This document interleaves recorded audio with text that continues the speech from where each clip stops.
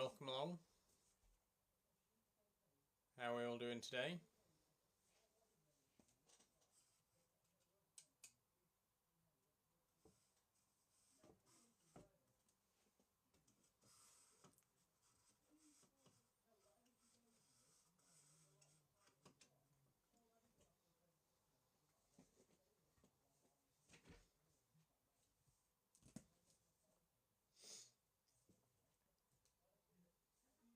Hello, hi, thanks for joining, Daisy. We'll give it a few minutes for some more people to join, and then we'll get started with what I've got planned for today. So welcome, hello, if you're just joining. Leighton asks, do my parents support me? Serious question. Yes, they do. Thank you for asking. My parents are incredibly supportive of who I am. Lop says 25 hitting 52. Thanks. Original.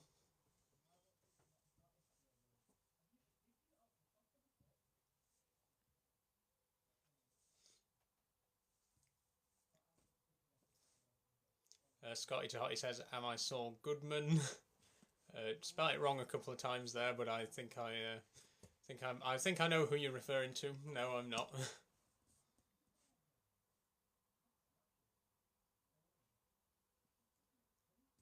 Okay, so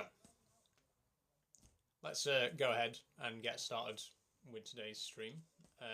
Hello, first of all, welcome back. It's Friday, last stream of the week.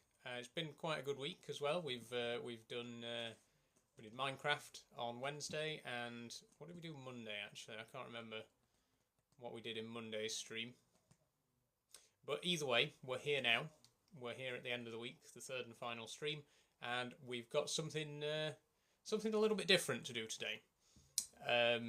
As I'll explain in just a few moments, we got a little bit of a package here that I'm going to be opening up live. It's a bit of an unboxing, but I'll tell you more about that in just a few moments once we get started properly. What I did want to say is, first of all, thank you all for joining Wednesday's stream, the Minecraft Let's Play. That went down very well, and I am thinking of making that a permanent thing. So if you are interested in seeing more of that, there is going to be more to come. I think I'm going to end up doing it every Monday, call it Minecraft Monday or something like that, because people seem to enjoy it. I certainly enjoyed it. There was a lot of conversation, a lot more than in my usual gaming live streams, so definitely it seems like the game to play. So there will definitely be more of that if you want to see more Minecraft. Like I say, it will hopefully become a weekly thing. Am I going to make a Twitch? Asks Kirk. There's a lot of letters in there, but Kirk, am I going to make a Twitch? No, I don't think so. I actually had a Twitch a couple of years ago, which I'm not going to tell you the name of, but you might be able to do some digging around and find it. I had a Twitch for about 2 months. It didn't go very well. I didn't really get much of an audience. I also used a voice modulator because I wasn't comfortable using my natural speaking voice, which definitely hindered things a bit. Obviously nowadays I'm more comfortable talking in my own voice. I played games, but like I say, it was just never really popular. My experience playing games here on TikTok, I've played a couple of games now, but Minecraft, like I say, which I played on Wednesday, that went down really well. It was really fun, a lot of audience interactivity, a lot of participation. So I'm happy enough to carry on over here on TikTok. Abigail says you should try a middle part. I've never actually tried to move the parting of my hair. This is just sort of where the parting naturally falls, just to one side here. It's at my right side because it's mirrored obviously on TikTok. But yeah, I've never really tried to move my parting. I kind of like it where it is. Tom says, do I game on a PC, Xbox or PS5? I have a PC. If I just pan to the side a little bit. This is my PC here. It's a pre-built custom custom built one from Bedrock Computers. Cost me 450 quid. It's all refurbished parts, but it's, you know, it performs very well. Can play most of the games that I want to play on it fairly well. Callum says I have the same mic. Yeah, this is a, I forget the name. ADX. I forget what it's called actually. It's been, I bought it like two years ago or something like that. I've had it for quite a while, but it's a decent mic. Senan says, what games would I play? Pretty much just the games that I've been playing. Like I say, at the minute I've been playing quite a lot of... Sorry, you'll have to excuse me a second. None of my mods are here right now, so I've got to just mute a few spam comments. Yeah, I'd quite like to play... well, just the kind of games that I like, right? I like Minecraft, which is why I've played it on stream. I like Portal, which is why I've played that on stream. I'd also like to play some driving games like Euro Truck and Farming Sim. I have a steering wheel here, obviously, which I've also talked about in previous live streams, which I'd love to actually be able to show off for you on stream and play some Farming Sim or Euro Truck or whatever else it might be. But I can only really do like one gaming stream a week because I've got that much other stuff to be getting on with. I've got that many other things to stream. I'm getting a lot of people asking to be made for me to make them a mod. Just give me a second.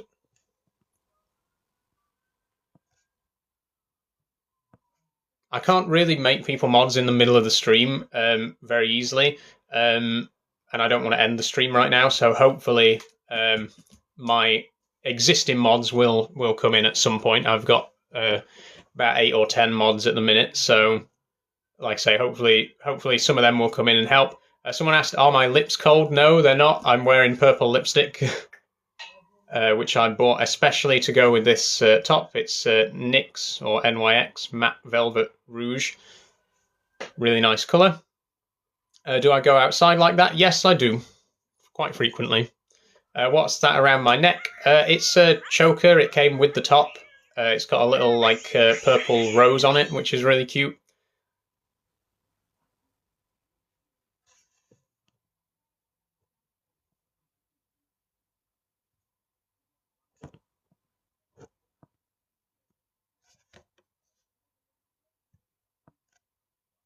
Okay, just give me a second.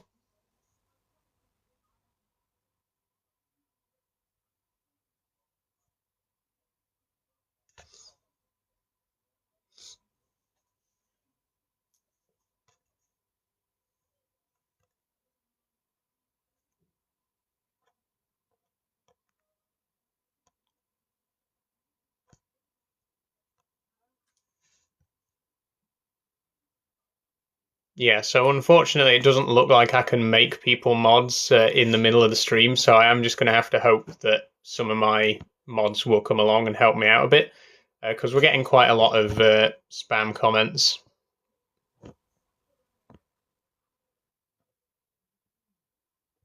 And obviously I don't want to be stopping every few seconds to block people.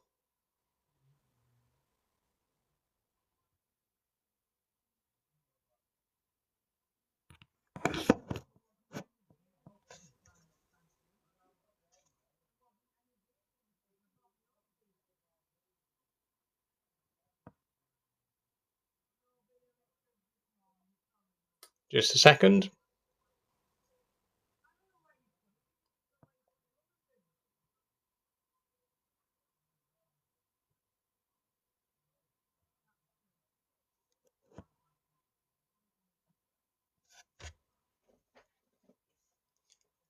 Daily Dose of Memes says, people fight in war for your valuable freedom and this is what you do with it. Yeah, people did fight and die for me to be able to do this. In fact, the first trans woman to get surgery in the UK was a World War II veteran, and the first trans woman in the United States to get trans surgery was also a war veteran. So yeah, people did fight and die specifically for me to be able to do this freely. So I'm going to use my freedom as I see fit. Thanks.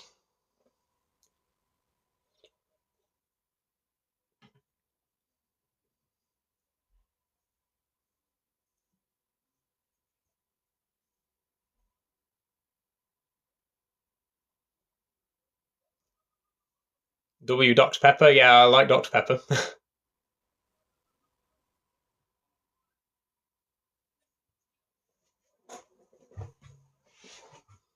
Okay, so we'll give it a couple more minutes and then we'll get started with the actual stream.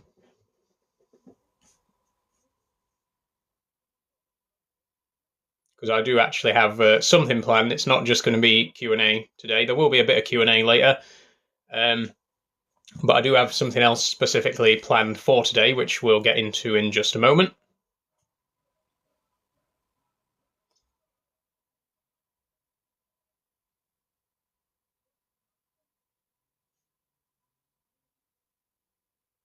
What's happening in the actual stream? I'm going to be opening this box here, and you'll get to see what's inside it.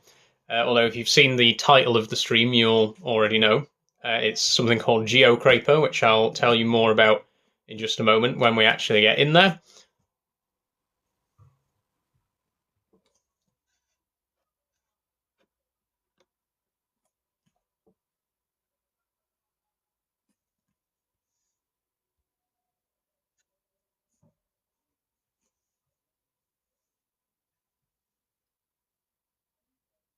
Jack Johnson says, "Do I like men or women? I like both."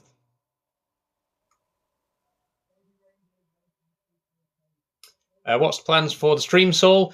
So I guess we'll just get on with it. So in today's stream, I'm going to be unboxing some Geocraper.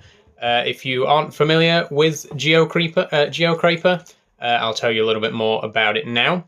So Geocraper is like scale plastic models. It's like a modular city building kit, right?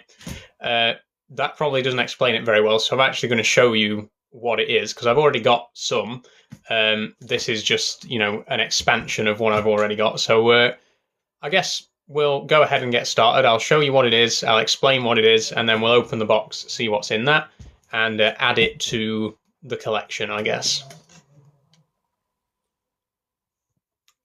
No Minecraft? No Minecraft today, Jordan, sorry. Okay, let's head over to the far corner of the room. And what I've got over here is Geocraper, basically. So you can see here it's a little miniature Japanese city. And the plan is to extend it to fill the whole bookshelf. That's what I'm going to be doing today. So I got this here about 4 or 5 years ago, and I'm just getting round now to expanding it. So I'll bring this over to my desk and we'll show you what it actually is before I open the new stuff. And yeah, let's get on with that.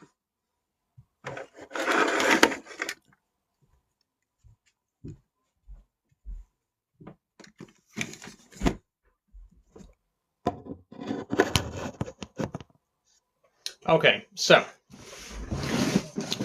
this is the stuff. This is the Geocraper. As you can see, it's like a very, very small scale buildings.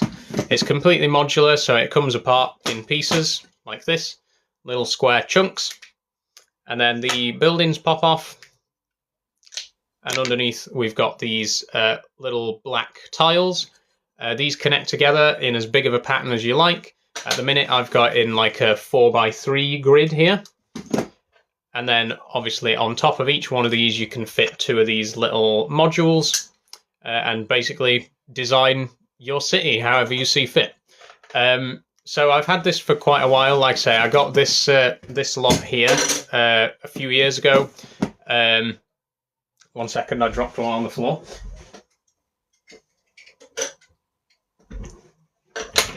Do I paint them? You can paint them. Mine aren't painted at the minute. Some of them do come pre-painted. For example, here I've got, you might recognize this building here. This is Tokyo Tower, a radio tower in Tokyo. It's a little bit broken actually. The very top of the mast unfortunately broke off a while ago. But this one is pre-painted. But then other ones like these, for example, these little houses, they're all just one solid colour. So you can paint these whatever colour you want. But as I say, none of mine are currently painted.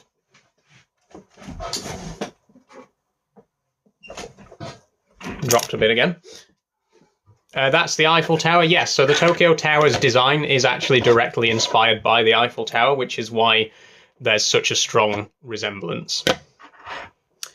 So some of the others are pre-painted as well, like this one here. We've got like a little park area that's pre-painted, and obviously the water pieces, these are pre-painted as well. We'll just pop a couple of these off.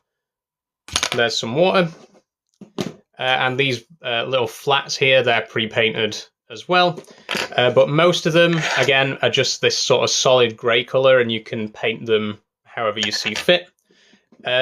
Most of what I've got is these little low-rise buildings. I've got about 6 panels of those. Then I've got a few panels that have got these motorways on, and we've got a few configurations of these, or expressways actually, they're called in Japan. So we got a few pieces of those, and again, you can fit those together in whatever configuration you like.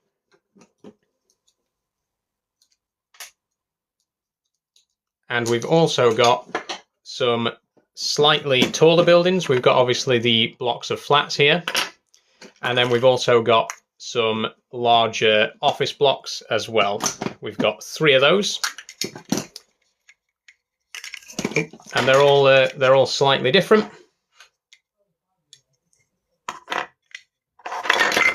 So what I'm basically doing now is taking it all apart. And then we're going to unbox the new stuff that I've got, and then build a new city with it. Nightingale Hobby says, I've got 2 of these big skyscraper tiles. Yeah, so like I say, it is completely modular. You can expand it at your own pace, but it's just something that I've never gotten around to doing because I've got so many other hobbies that I spend quite a lot of money on. As you know, I collect Lego, I've got a model railway, all that kind of stuff. So it's one of those hobbies that I've wanted to keep up for a while, but I just haven't had a chance to get back into it. What are they called? So this is called Geocraper. I'll show you the box in just a moment. What Lego do you collect? I've got quite a bit of Lego. I've actually got a video coming out tomorrow on my TikTok of like a tour of my Lego collection, but I'll give you a quick look in just a moment.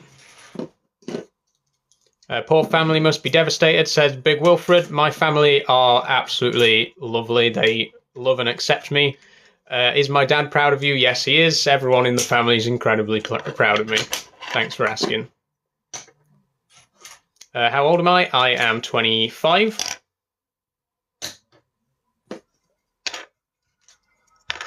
Why am I blue? I'm not blue. This is actually purple that I'm wearing today.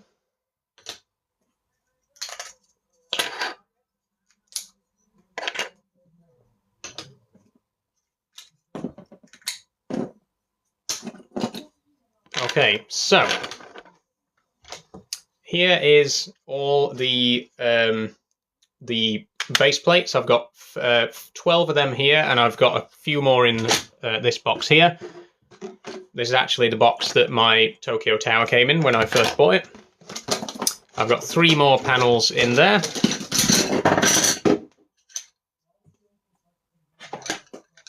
So that's 15 in total, and obviously there's some more new ones in the box, which I'll be opening up in just a minute.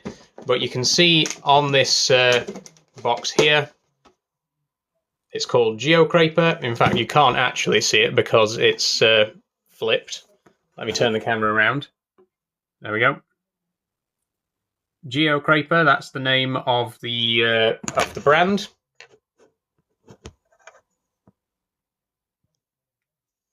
And as I say, it's entirely modular. You can go over to Hobby Link Japan is the best place to buy it from. And there's always, you know, various different pieces in stock. It actually sells out surprisingly quick. So if there's pieces in stock, you know, you've kind of got to buy them before they're gone. But we've now taken everything apart. And we've got, as I say, 6 of these low-rise building pieces. I've been wanting to make a Godzilla diorama. They do actually have buildings that break apart. They've got like these tall skyscrapers that collapse and have like realistic collapsing like a play feature for that. And they do like Gundam stuff as far as I know. I'm not really interested in that side of it. I just like the modeling of the city itself. But if you wanted to make like a Godzilla diorama or something like that, you could make that with these. You can get like collapsed buildings and stuff like that that's compatible with it, which is really cool. Okay, so then we've got 7 expressway pieces. We've got these 2 straight ones. We've got 2 opposite curves. We got a short curve, and we got 2 tunnel entrances there. Then we've also got 2 blocks of apartment buildings, one of which has got a large car park on the front. We've got obviously our 3 office block buildings. We got Tokyo Tower, obviously. We got a dock with a crane. We got a field, like a little park, and we got 2 water pieces. So that's everything that I have so far. And then obviously the new stuff is all in this box here, which I'm going to open in just a moment.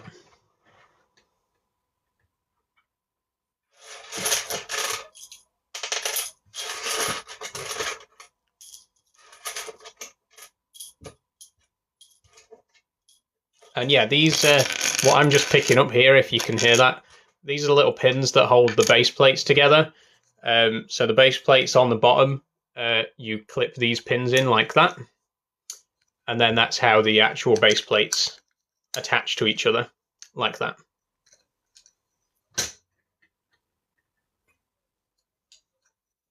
When am I dropping the makeup tutorial? There's really not much to do a tutorial on. I don't really do too much in the way of makeup. This mostly just put some foundation on, then some setting powder, and a little bit on the eyes, a little bit of lipstick. That's pretty much it. I don't really like to be too fancy with makeup. In fact, this is actually more makeup than I usually wear because I don't usually bother with my eyes. But because today, because of something that's happening at the end of the week that I have mentioned before, but I won't mention again, I decided to go a little bit extra this time, and I've got all matching lipstick, eyes, and top, obviously. What's with the purple lips? To match my top. Literally, I bought the lipstick especially to go with this top.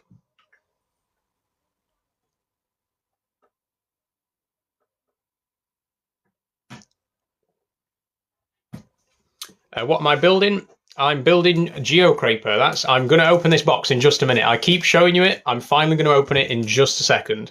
But we do have one more question that I want to answer. Tom asks, how much are these kits? It really depends what kit you want. Some of them are quite cheap. If you just want like the ones that have got the little low-rise buildings in, they're like a $5 maybe. If you want a landmark like Tokyo Tower, or they also do Taipei 101 in Taiwan. Those like landmark buildings are like 20 quid each.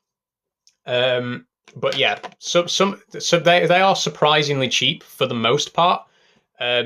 Like I say, stuff like water, you can buy a pack of like 5 pieces of water and it costs like 4 quid.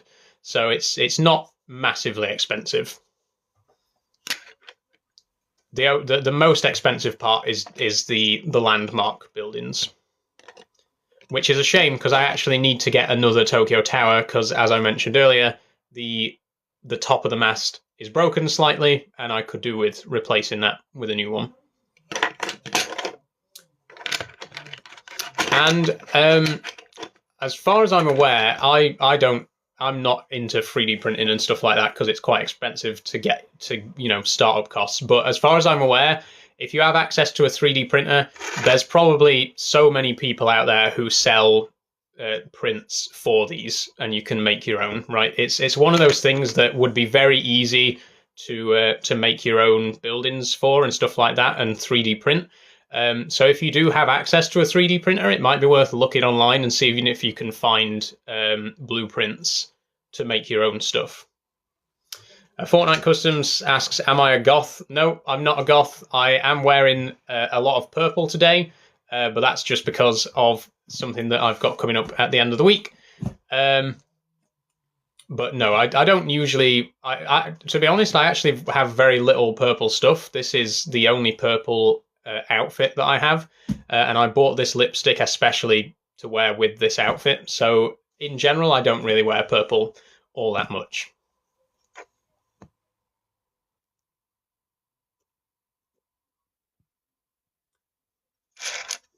Okay, so MX Rudy 1 asks, what are my pronouns? She and her. Thank you for asking.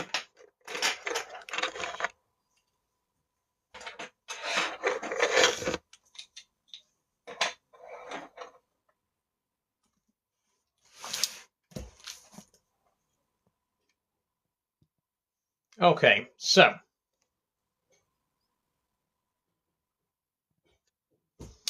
let's open the box, because we've gone on for long enough. We're almost half an hour into the stream and we haven't even opened the box yet. And I'm sure you're all dying to see what's in the box, so let's do it. So what's in the box basically is more Geocraper, but I've bought some new stuff to go with it. So I'm going to look in it now and see what we've got. So if you're here for the unboxing, that's what is happening right now. Let's do it.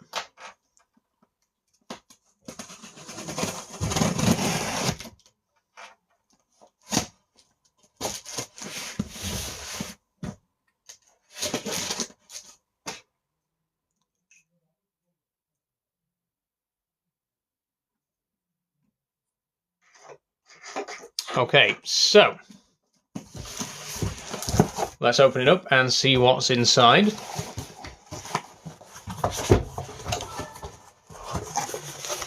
Here's the inside. Here's all the goodies. You'll notice there's quite a big one here. We'll get to that, but let's start with the less exciting stuff first. Let's start with the smaller bits first.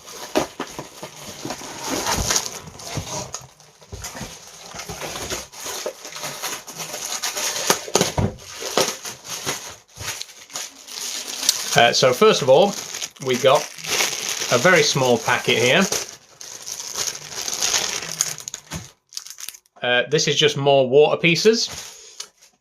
I wanted my city to have like a big river going through the middle of it, and the water pieces are really cheap. You can buy them in packs of 5, which is what I've got here. There's no base plates in this pack though, so it's only the top pieces. You'll have to get the back base plates separately.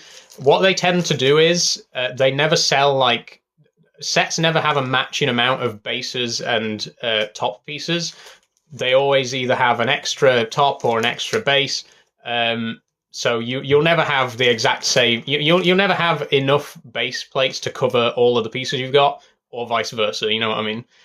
But anyway, this is pretty basic kit. This is literally just 5 pieces of water. They're in there quite snugly. There we go. So it's literally just 5 pieces of water. There is a bit of a texture to it. It might not be very easy to see, but if I hold it a little bit closer, you might be able to tell the water does have a bit of a texture there.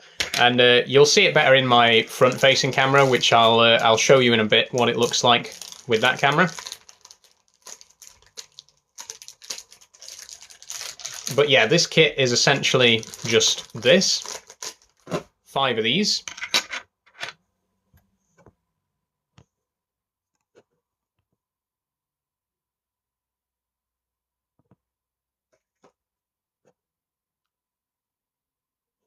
Apologies, just doing some more muting there. Hopefully hopefully some of my mods might join us in a bit and help me out a little. Oh, these ones just fall out. Right, so the first 2 were stuck in there really tight, but these ones just came straight out.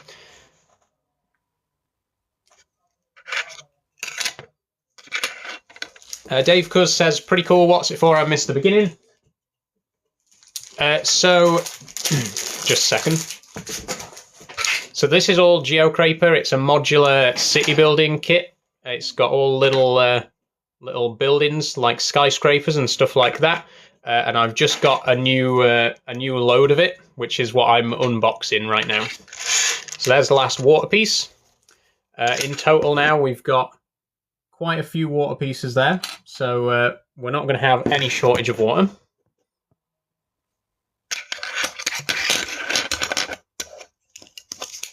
Luke says, genuine question, why do you live stream if you just get abused? Because I don't just get abused. People do leave troll comments, yeah, but also people come and watch and ask genuine questions and have a genuine interest in what I'm doing. So, you know, at the end of the day, I'm doing it for those people, not for the people who leave negative comments. You can leave as many negative comments as you like, but as long as I keep getting nice comments, which I do, I'll keep doing it. So, what do we got next? We got some bridges here to go with the water. Like I say, I wanted to have a river down the middle of the city, so I also want to have bridges to go across that river. That's what's in here. There's one suspension bridge at the back, and then there's one that's just a plain, not suspension bridge. I don't know what the word is. And I think this has got a piece of water in it as well. Yes, it has. And it's also got a base. So let's just open this up. We got here,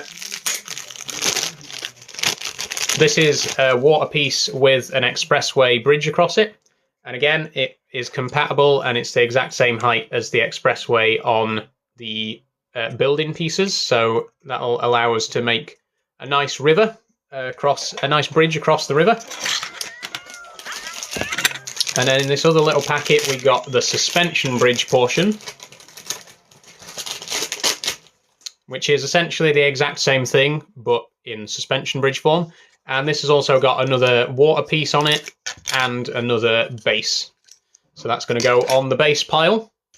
Looking forward to seeing it finished, says Maverick. Yeah, I'm quite looking forward to it. I've actually already been planning out how I want it to look, so I've already got a rough idea of how I want to put it together. So yeah, I'm quite looking forward to seeing the finished result. Justin P, is this a kind of tabletop game? No, it's purely for display. I'd be quite kind of intrigued though if you could make a tabletop game out of it. I'm sure you could maybe use the city as like a D&D map or something like that. Like do a D&D campaign in like a dystopian future city or something like that. I think you could probably, with a little bit of ingenuity, you could probably make a tabletop game out of it. But that's not what it's really for. It's purely just a decorative thing. But yeah, I think you could have a lot of fun with it if you put your mind to it. Okay, so we're 2 boxes down. We've got 3 more in here. We'll do the last little box, which is this industrial complex. So this is to match with what I've got here. This is like a dock with a little dock crane on it. This is basically a complement to that. So we'll just open that up.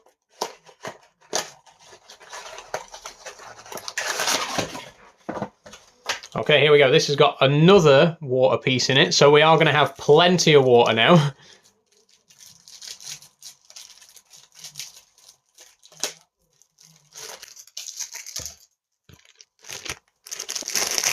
Get that out. There we go, another water piece. The water pile is getting quite big now. Let me just show you. We got all of these water pieces here.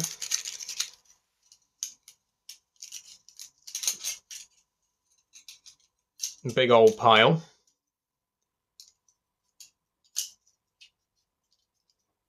There they all are. Would I paint any features within the build? I would like to paint some of them eventually. I don't at the minute, but I used to do airfix quite a lot. Another hobby that gets quite expensive, so it's something that I don't really get to do too much of these days. But I'm quite into airfix, and you know I model railways as well, so I do a lot of stuff that involves painting miniatures and stuff like that. So I think I'd be able to apply that to this and paint some of the buildings. For now, I'm happy with how they are because there is a lot of colour in them as well. A lot of them have already got colour on them. But the ones that are just like plain grey, yeah, maybe I'd like to give a go at painting them myself at some point. Okay, so also in this box we've got the actual industrial complex here. So it's got another base plate in it, of course. Here's the actual industrial complex, and as you can see, it will pair quite nicely with the docks in the final build. And then we've got a slightly different piece of water. This one, here's the normal water. But this one's actually got like a key running along the edge of it. And I've got another one of those that came with the dock set. So we got 2 of these key pieces, and we've got, I think, about 8 or 9 regular water pieces now. So the pile's growing.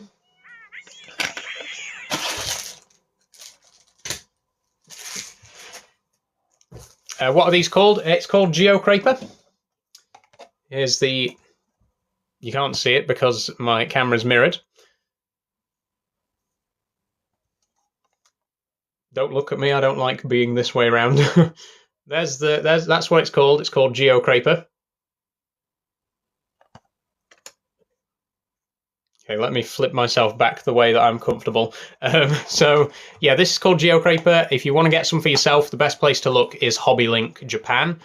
They do actually come all the way from Japan, so depending on if you're willing to pay the extra for shipping, it might take quite a while for it to actually get to you. But yeah, this actually came from, let me just check the address on the box.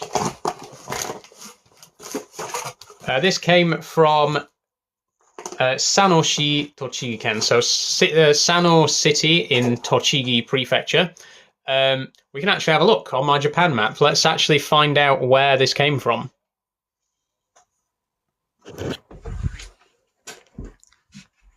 So Tochigi is somewhere in like the East Midlands of Japan. That's Tochigi Prefecture.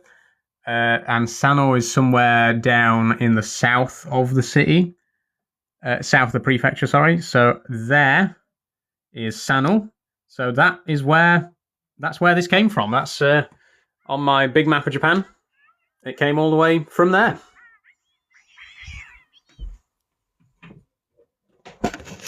Bimmer Power, you learn Japanese? Yes, I've been learning Japanese for about 8 years now, on and off. I wouldn't consider myself fluent by any means. I can hold down a conversation. But yeah, I've always been interested in Japan. Obviously, you can probably tell by the fact that I've got a poster of Japan there, and I've got this Japanese building kit and all that kind of stuff. So yeah. Shite asks, what on earth is a geocraper? Geocraper, like as in skyscraper, is the name of the kits.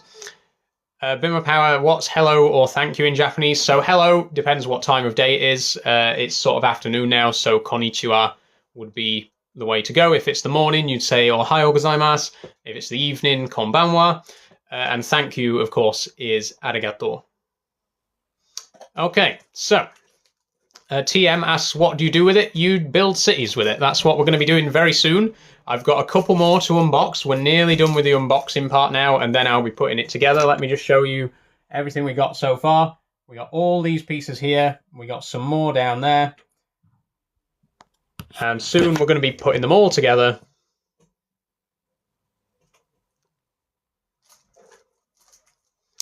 So the next one we've got is some rail lines, but I'm actually going to save that till after, because what I really want to show you is this. This is the big one. This is what I've really been looking forward to getting, and here it is. So this is actually Marunouchi Station in Tokyo.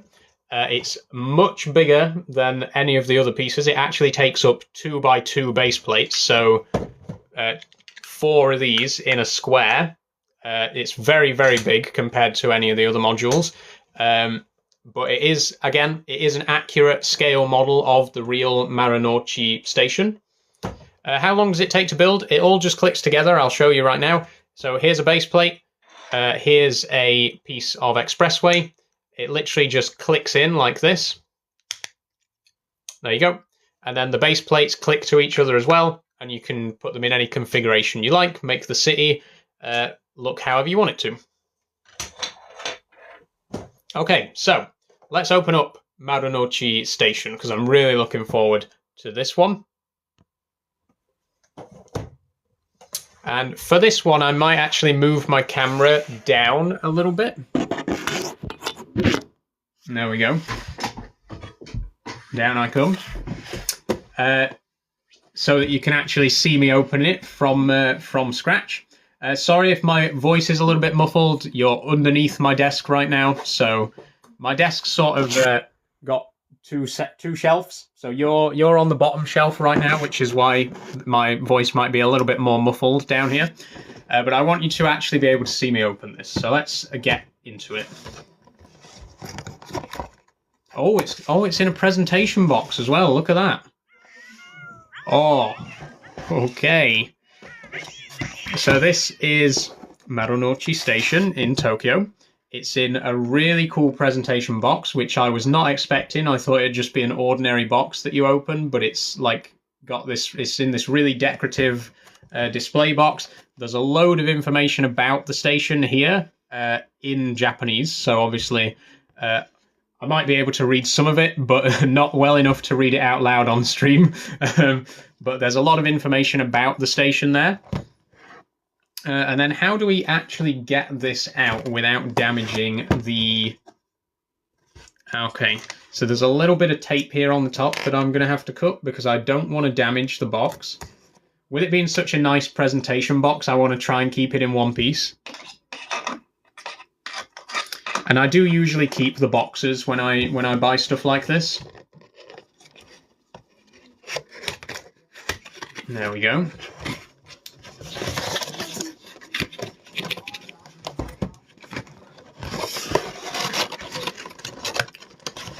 Okay, here it is.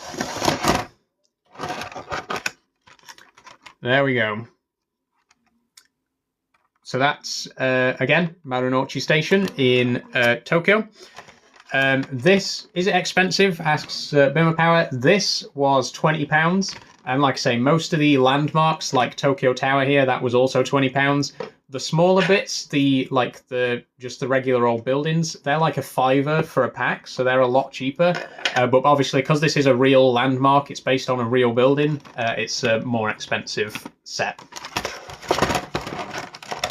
But if we look inside, Cool Gamer 471357 asks, wait, what is this? This is Geocraper. It's a Japanese modular city building kit. Do they have little cars or trains or just purely buildings? So, they don't have actual vehicles, but they do have like the infrastructure. Like here, we've got the expressway. It doesn't actually have any cars on it, but you can see the actual road there.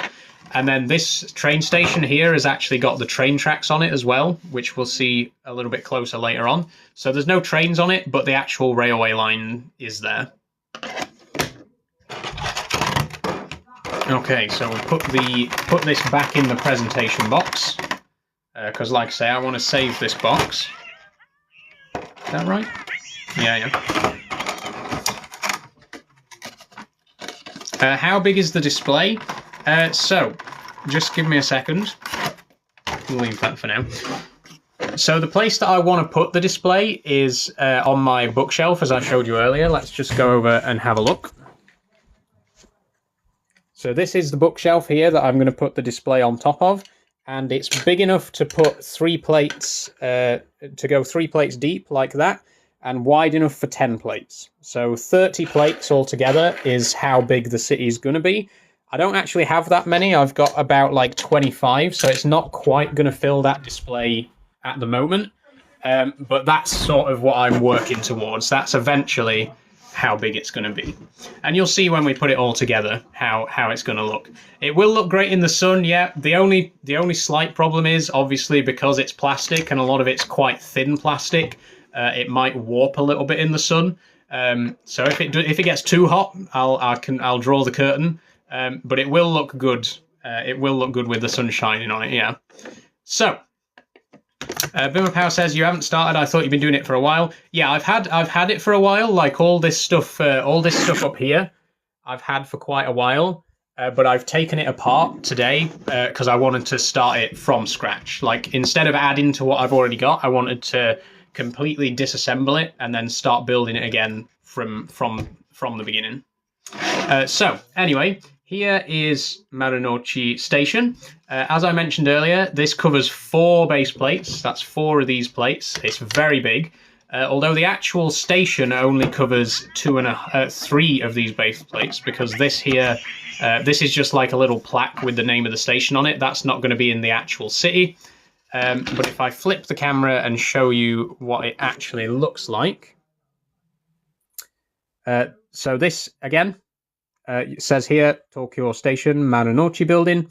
That panel won't be on the final display. That's just a little plaque telling you what it is. The actual station, it's got here, as you can see, if I zoom in really close, my camera might have a hard time adjusting, but it's got the tiny little railway tracks there and the platforms. And then this is the actual station building. Once again, this is a real building. Marunouchi Station is a real station in Tokyo, and this is an accurate scale model of it. I believe it's a scale of 1 to 2,500. So very, very small scale, but very, very cool looking. So let's take it apart.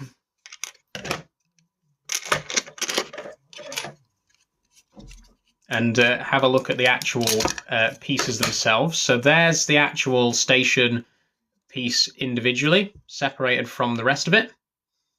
And it's the width of 2 of these 2 regular sized pieces, as you can see there. And the same goes for the platforms here. They're also as two plates wide, but only half a plate thick. And the way I'm thinking of doing it in my actual city is I'm only going to use 1 set of these platforms. So the station's only going to be this big. And then I'll use the spare platforms somewhere else.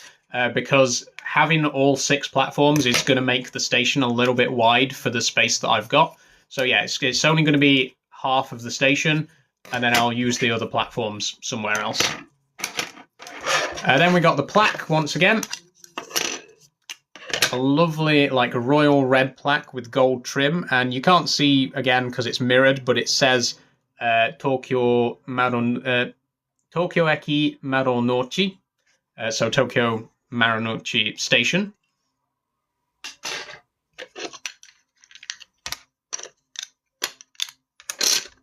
And that obviously comes with 4 base plates. So in total, oh, actually, we've got 1 more box to open, so we almost got all of them, but these are all the base plates I've got so far. Quite a stack. But there is 1 more kit that I have to open, and it's this. It's extra railway tracks. So these pieces here are just the platforms, but this box contains just regular track.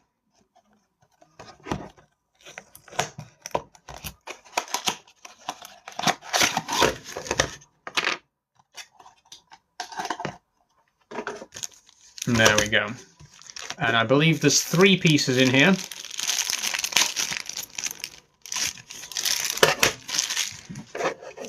Yep, so we got, again, 2 more base plates, and they've got 2 pieces on, and then the spare pieces in here.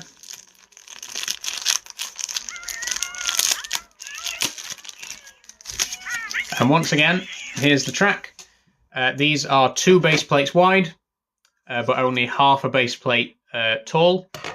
And if we zoom right in again, you can't see very well on the front camera, but these are train tracks, and they connect up with the platforms that we've got here. And we got 3 of these pieces, so enough for quite a lot of railway line. And these are now the last 2 bases, so altogether we've got all of these bases. That's quite a lot. Let's count them. 1, 2, 3, 4,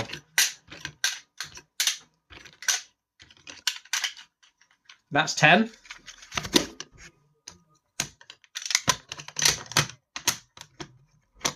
That's 20.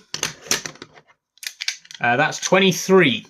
So as I say, we've got enough room on the shelf for 30 of these, but I've only actually got 23. So there's enough room to expand a little bit further.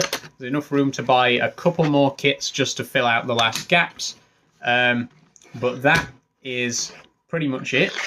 So once I've tidied away all the rubbish, because there's quite a lot of it, quite a lot of waste in there, I'll just tidy those up and then we'll get started with the actual building part. And I need to try and figure out how to put this back in the presentation box because I really don't want to damage this box. I think that's really cool. I want to keep that intact if I can. But for some reason this doesn't click back on, this plastic piece that came out. Oh, I had it the wrong way, that's why. There we go. Just stick that in there.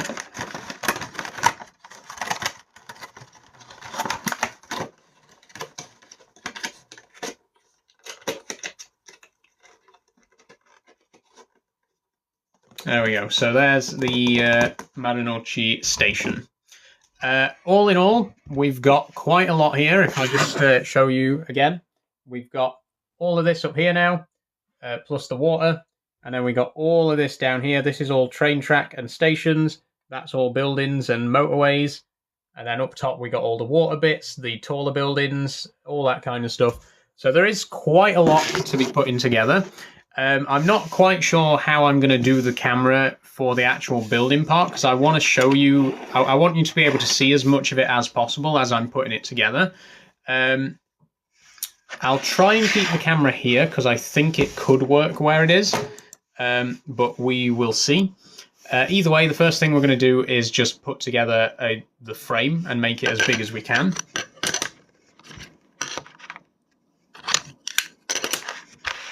So we've got, again, it's going to be 3 blocks, 3 panels deep, and then anywhere up to 10 panels wide. We don't quite have enough to make it the full size of the space that we've got, but we'll try and fill the space as best we can.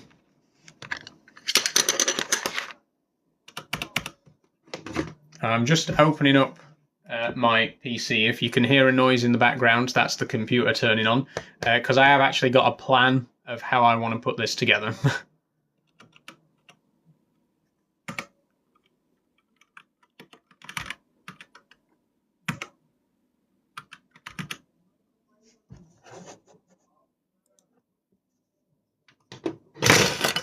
Oh, I've dropped a couple of pieces there. Have I got a spider? I don't have a spider right now. Tune in next week where I will be buying my new spider. And hopefully, depending on when it arrives, I'll be doing like the unboxing of the spider on stream as well. So if you are into spiders and you want to see my new spider, again, tune in next week. I don't know what day it'll be, but it will hopefully be either at the end of next week or the start of the week after. I will be getting my new jumping spider. I'm going to be getting a Phidippus ardens, the widow jumping spider. It's called that because it looks like a black widow. And yeah, if you joined on Wednesday's stream, you might have seen it already, or on Monday's stream, I think I talked about it as well. It's a really cute jumping spider. It's got a red pattern on its abdomen. And yeah, I will definitely be making videos about it once I've bought it. So if you're interested in spiders, interested in jumping spiders, that kind of content, stick around for that in the next couple of weeks.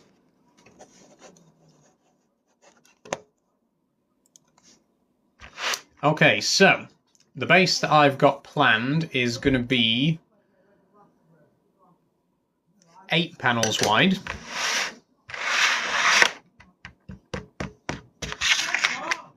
But with 1 panel missing, which I'll explain later. Then 7 panels on the next row.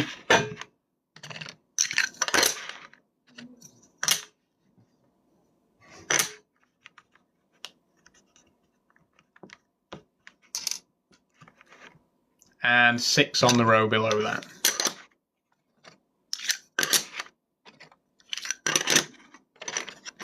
And then we got 3 spare that we don't need because we haven't got enough panels to cover all of them. As I mentioned earlier, when you buy this stuff, it never comes with like an even amount of panels and plates. So you're always going to end up with more of one than the other. And in this case, I've got a few plates left over.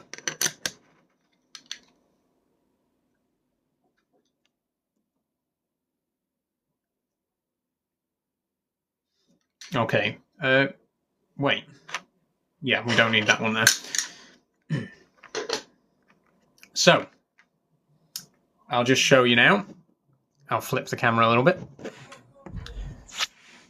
So this is actually the shape that it's going to be. It's going to be flipped over the other way, so this row is going to be at the back when it's put together, but you can see, rather than making it a square, it's actually an irregular sort of zigzag shape along the edge there.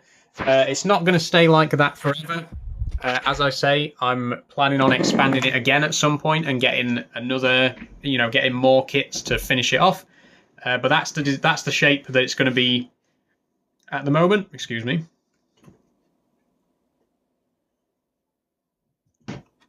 So next, I'll just put all of this together.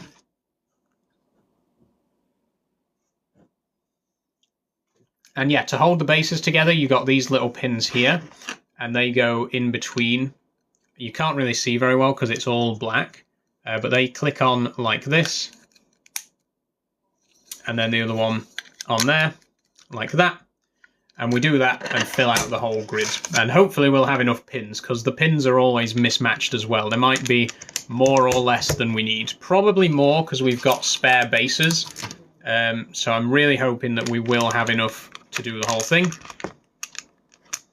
If not, we can take a few cross pieces out, which will make it a little bit weaker, but once it's on the shelf, it won't really matter.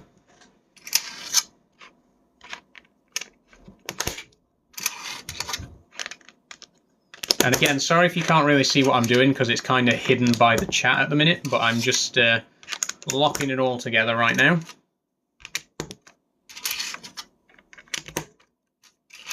Okay, it looks like we will have enough pins. There's quite a lot of pins here.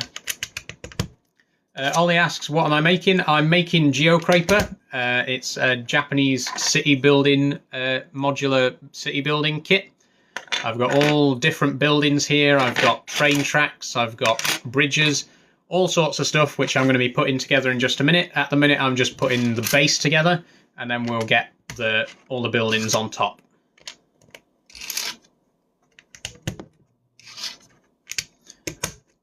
Oh, we are not actually going to have enough pins, unfortunately.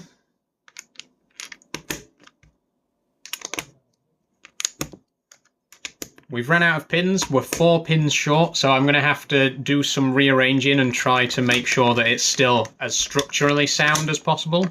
So we can take that one out of there and this one out of here.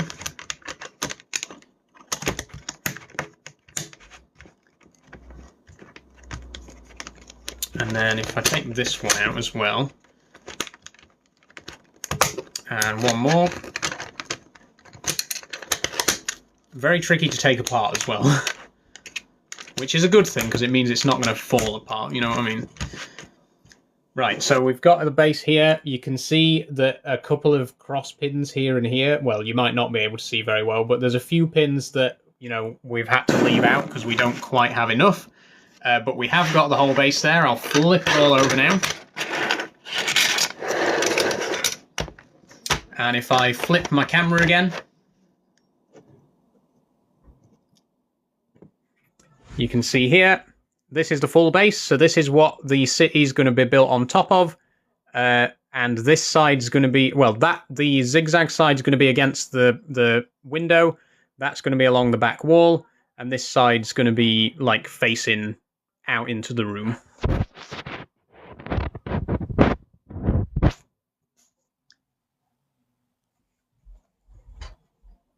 So, maybe if I put my camera here. I don't know how well you can see that. The lighting might not be very good. In fact, if I shut the curtain.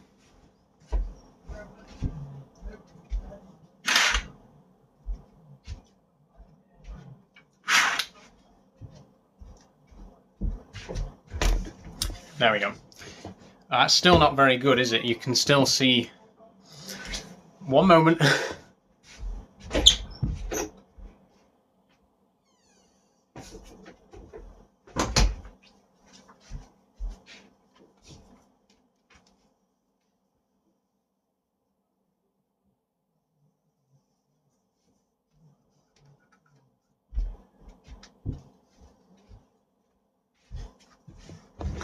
There we go.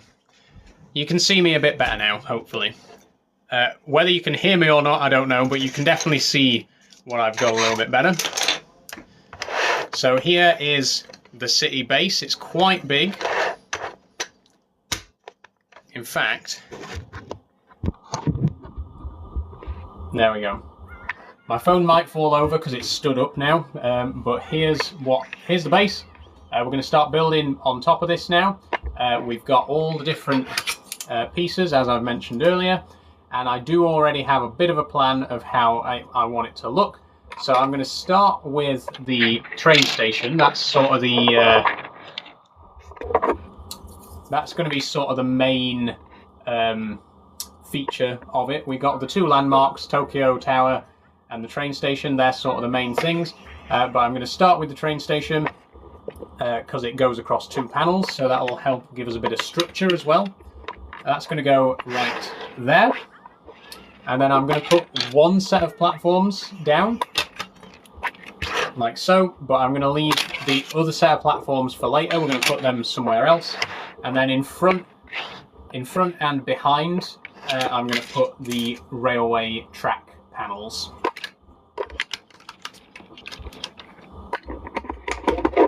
So you can see there we've got our railway line running through.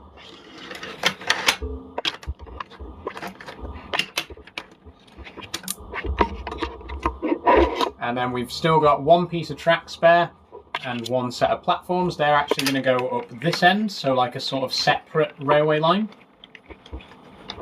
If I can click them in. There we go. So we've now got, you can see here, we got this one coming in from the top that ends here, and then we got this one that comes in from the bottom and ends here with the main station. Then I'm going to put in Tokyo Tower, which is going to go in front of the Marunouchi station. Probably that way, because I don't want it directly next to it. Jacob, when will my Pride Month Colours video come out? It's going to be on Sunday. I'm wearing purple today, obviously, is the last day of the rainbow. I bought this outfit and this lipstick especially for the rainbow. If you want to see the finished slideshow, it's going to be out on Sunday, the last day of the month. Okay, so we've got the main stuff in. We've got Tokyo Tower and we've got our, obviously, railway station.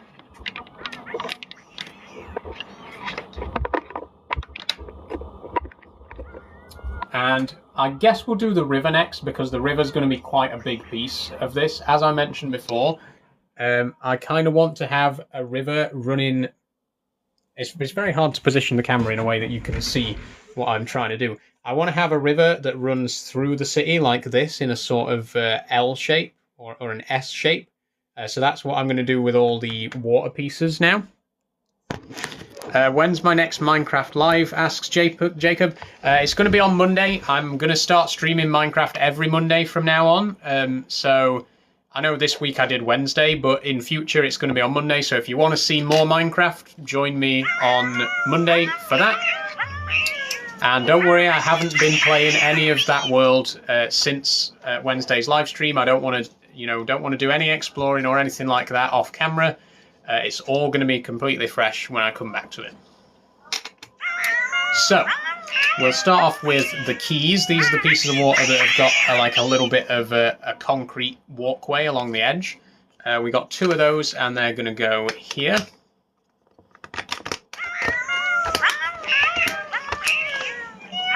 And then the water pretty much just goes in front of that. In fact, actually, if I hold the camera here, yeah, you might actually get to see what I'm doing a bit better. So we got one here, one there,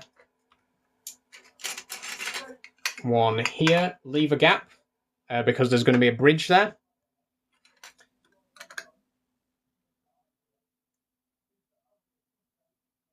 One second. I might open the curtains back up again because it's getting a little bit dark in here now. There we go. See me a little bit better? I think I've assembled this a little bit wrong. Because it doesn't quite match the plan that I've got on my computer. I'm just looking.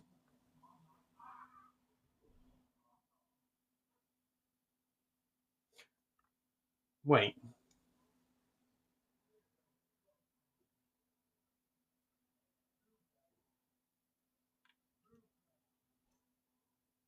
Yeah. Ah, okay. I see what I've done wrong. So we actually are going to need these last 3 panels, which is a little bit of a problem because we don't have enough pins to put it all together. Just give me a second. I have assembled the base slightly wrong. There were 3 pieces that I've left off the base that were supposed to be in there. So I'm going to have to do a little bit of rearranging. I'll just pop Tokyo Tower back out because it's damaged. And then flip the whole... Actually, I'd best take the station off as well, just to be safe. I'm going to flip the whole base back over. And I've now got to attach 3 more plates on the end. So we're going to need to rearrange the pins again. In fact, maybe I'll just take everything off. Because we haven't really put that much on yet, so it's not, you know, we're not undoing too much progress.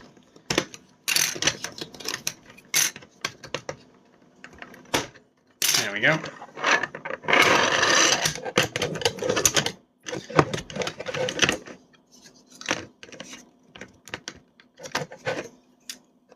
Alf T, I love how you've coordinated your makeup with your clothing. Slaying, thank you very much. Yeah, I've very much color coordinated this outfit. I actually bought this outfit especially for the Pride Month video that I'm doing on the last day of the month. And I bought the lipstick especially to match it as well.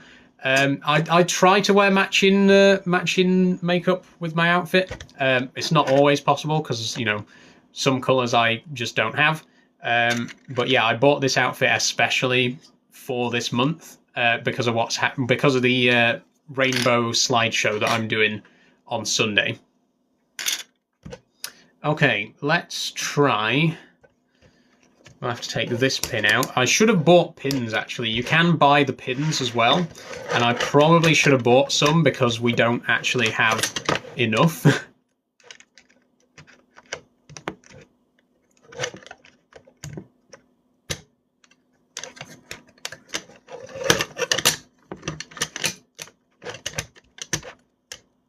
Okay, let's try this. This one's going to have to come out. So it's going to be very flimsy because we don't have enough pins to cover the whole base. So I'm having to sort of place them strategically. But one more should do it. If we take this one from here. Yeah, I definitely should have bought some pins to go with it.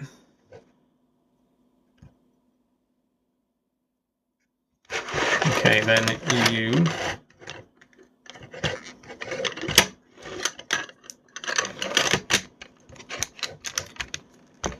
Oh dear. We could still do with one more, to be honest. Let's try that.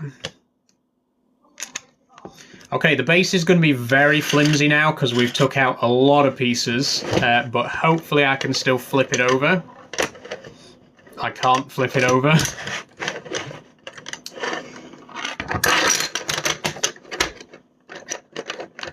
Okay.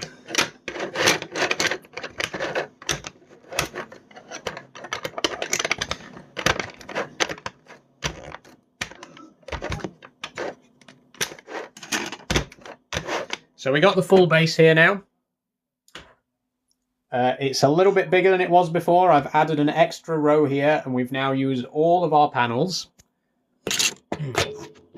It's going to be very difficult to move, but I'm probably going to move it after the stream. I might have to take it back apart and then move it over to where it's going to be. We'll see how that goes. But we have got the full base here, so I'll just quickly catch up to where we were and put back on all the pieces that I put on before I was interrupted. What is it? Asks Stella. So what I'm building here is something called Geocraper. It's like a modular city building kit. We got all sorts of little buildings and stuff like that to put on it. And basically the idea is that you can build your city however you like it.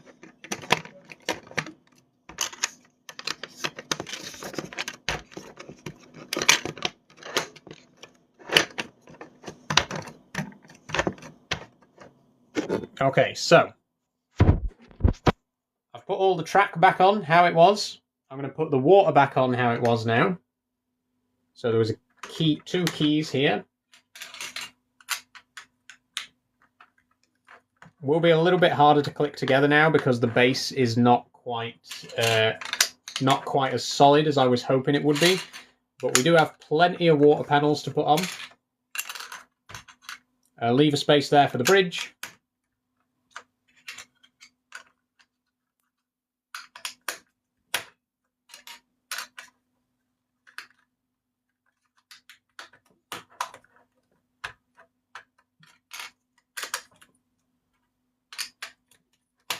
Another space here for the other bridge.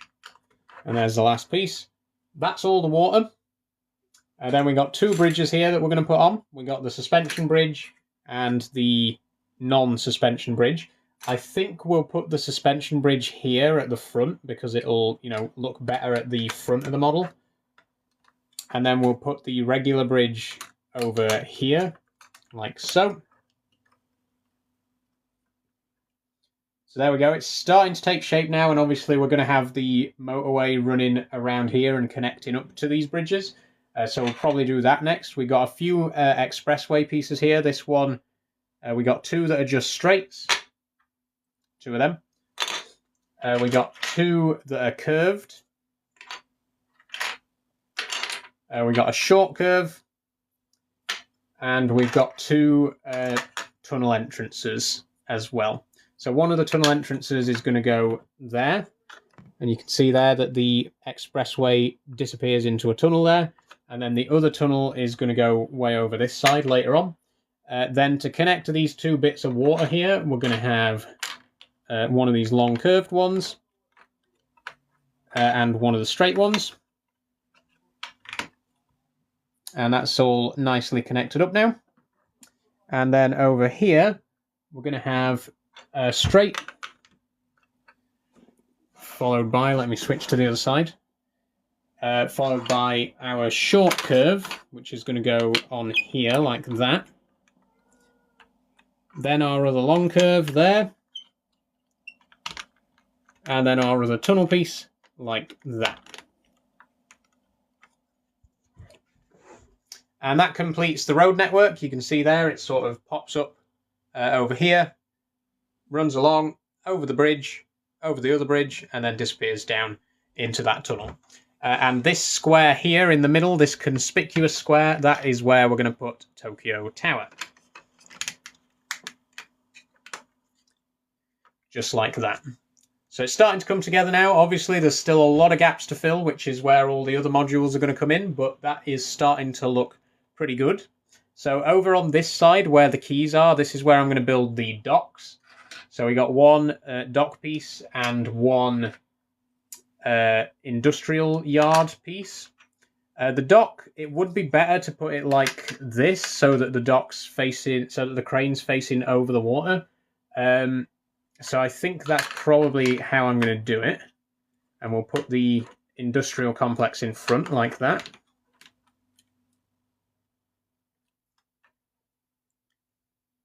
There you go, that looks pretty good. And then we'll fill the gaps with these suburban buildings. So we'll just pop one of those there at the back. One here. And then two more in front.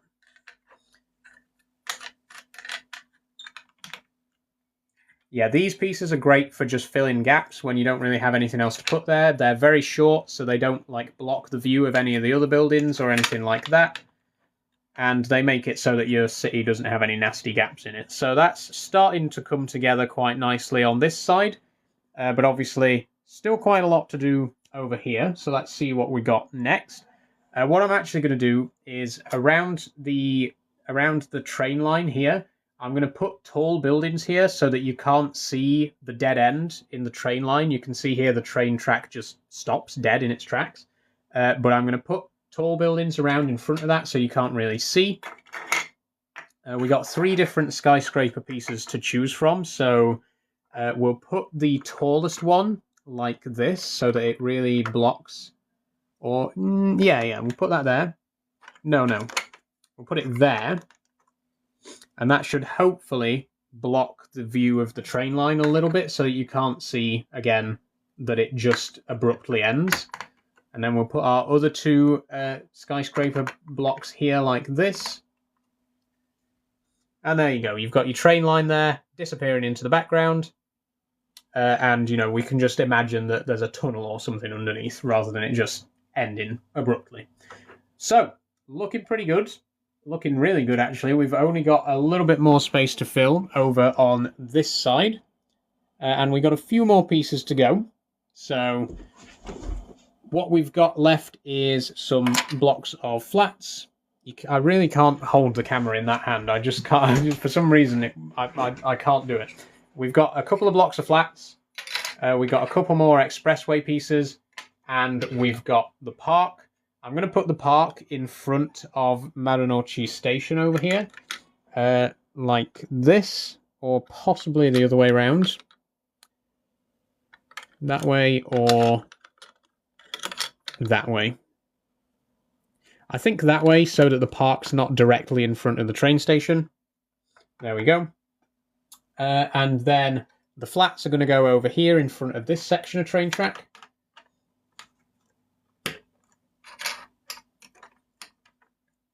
There we are. And then last but not least, we got 2 more urban pieces. I have one there. And one there.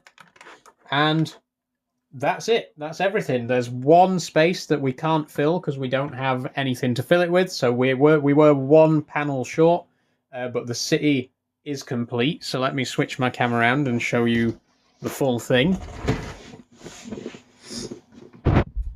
So there's the completed city.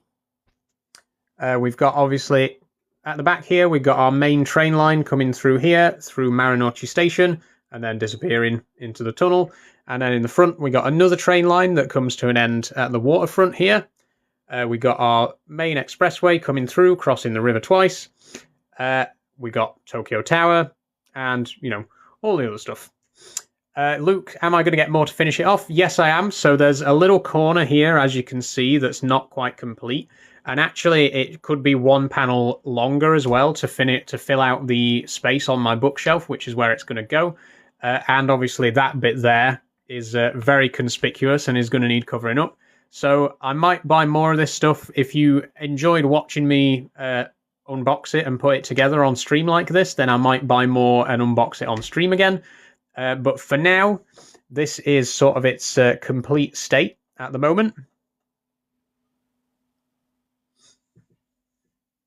And yeah, I'll try and get a little bit closer so you can see how detailed it is, because I don't think you could really tell with the front-facing cam.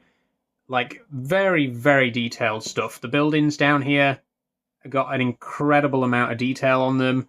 The railway line and the platforms down here at the front. It is very, very detailed stuff, which is really, you know, at such a small scale as well, the fact that this much detail is packed into it is really, really quite impressive. And over in the back, obviously, we've got Marunouchi Station there. So yeah, that's it. Oh, please adjust camera. Thank you. There we go. Very happy with it. Put my camera back up here now. And then just adjust my chair. There we go. So yeah, that's the Geocraper. That's that was really what I wanted to do in today's stream, was show you it and show you me unboxing it and putting it together. Hopefully you've enjoyed watching that. I'm going to attempt to relocate it to the shelf that it's actually going to be staying on, but that might be a bit tricky because it's quite flimsy to move once it's put together. I might have to break it back down again into smaller pieces and then transport them one by one.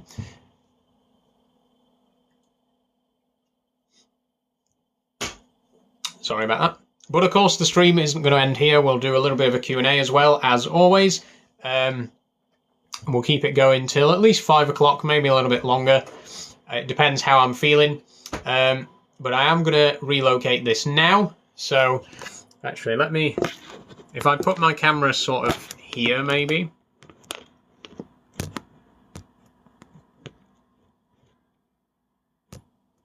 Nope, it doesn't want to stay there.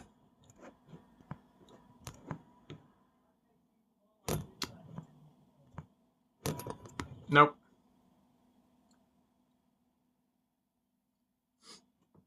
Okay, it might fall over. If it falls over, I'm sorry, but I'm gonna move it over to the shelf now, which is where it's gonna stay. So I just wanted to be able to show you that.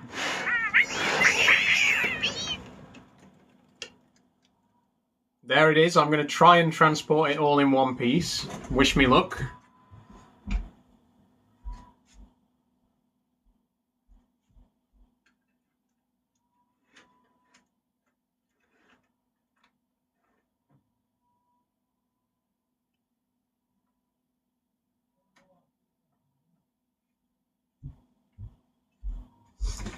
Okay, that went well. I'll go over there now and show you it in its actual place where it's going to be staying. Let me just move this curtain out of the way.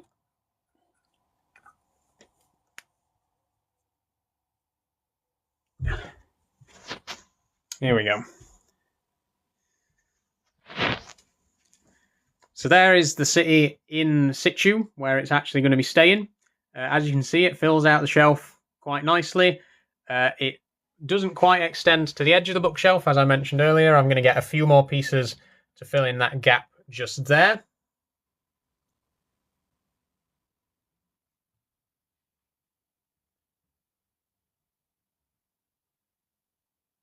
Sorry about that, just muting a couple of people. But yeah, so we're going to get a couple more pieces just to fill out the last little gap. But it fits very nicely on the shelf. It's a good size. As you can see, again, all the little details there. The colour of the water actually is very close to the bookshelf, so it's sort of this missing bit here kind of looks like water, which kind of works in its favour, I think. But yeah, that's it. That is the reassembled Geocraper City. Almost twice the size. In fact, I think maybe more than twice the size of what it was before. As I said again, there's a little bit there that I want to fill in, and I might do a little bit more at some point. If you'd like to see more of it on live, then ask me. HMP TV official says room needs decorating. I don't think so. I think my room is very nicely decorated. I'm quite happy with the room that I've got right now. But thanks for saying so, I guess.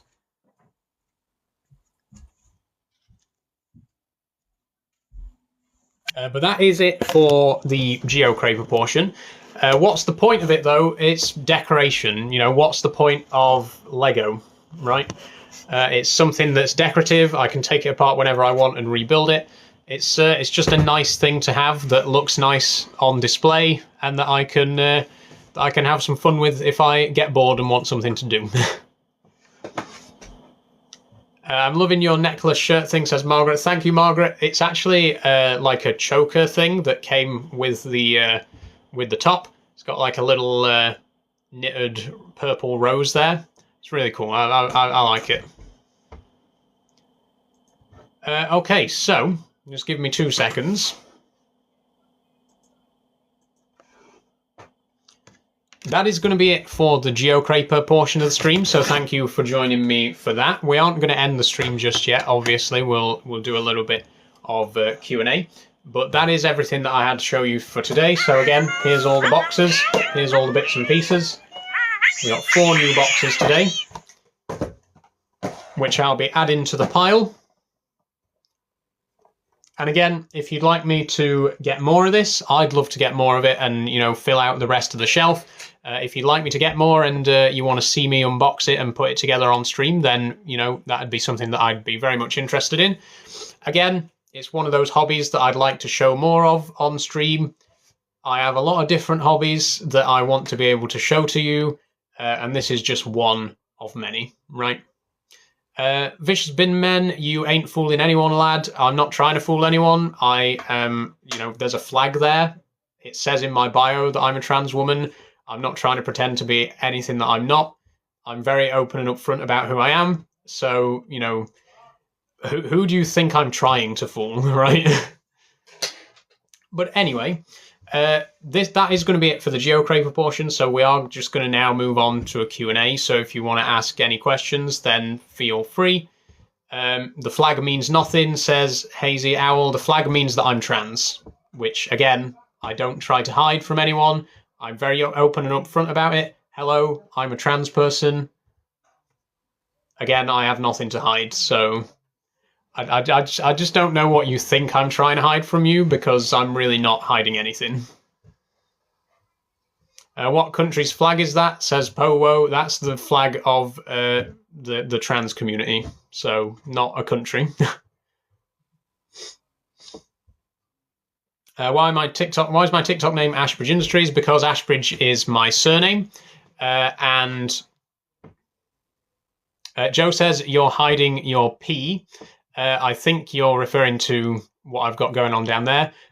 Forgive me, unless you walk around in public bollock naked, you are also hiding your pee when you go outside, correct? Like, everyone who goes out in public wearing clothes is hiding their pee, right? Okay. Have I had any transition surgery yet? Asks Luca. No, I have not. And I don't really plan on having any surgery. I do plan on getting hormone therapy, but that's about it.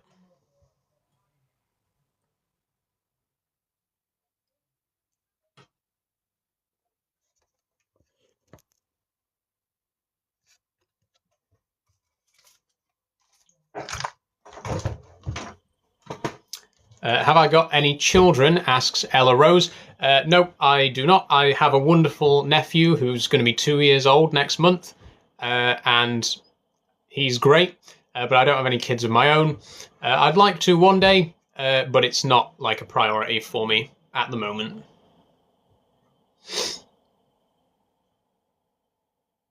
How old am I? I am 25.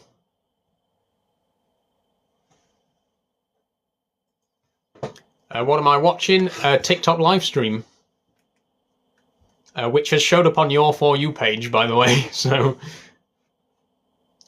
Kieran won't get any kids like that, mate. Plenty of trans people have kids.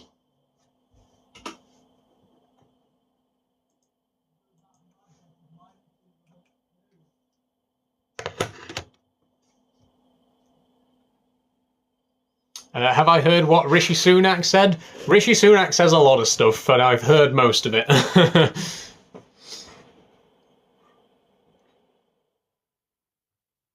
1cc says, I'm proud I'm still the same gender since birth. So am I.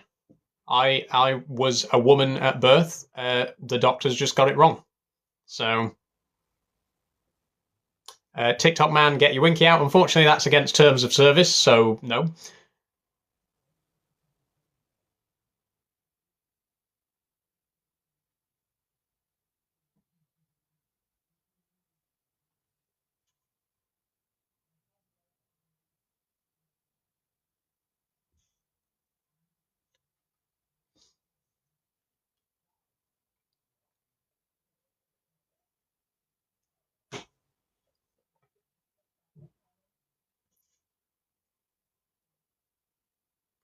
People will always try and stop you, but good, you don't care. Yeah, I really don't. I really couldn't care less, to be honest. I'm very happy with who I am. Most people around me are very accepting of who I am. I don't feel the need to hide who I am or, not be open and honest about it. I'm very proud, and most of my family are proud of me. So I'll just keep living my life and being happy.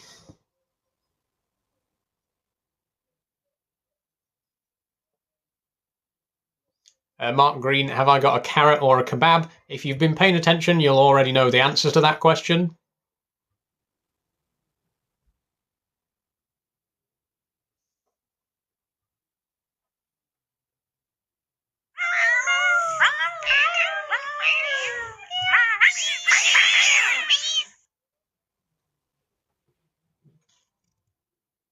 Finn says hi. Hi, Finn. Welcome.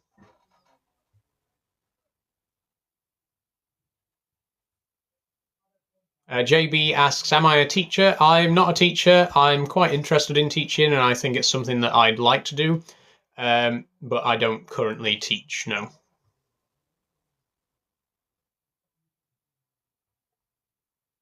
Oscar, when are you playing Minecraft? I'm going to be playing Minecraft again on Monday. So if you want to see me playing more Minecraft, come along on Monday to see more of that. It went quite well on Wednesday.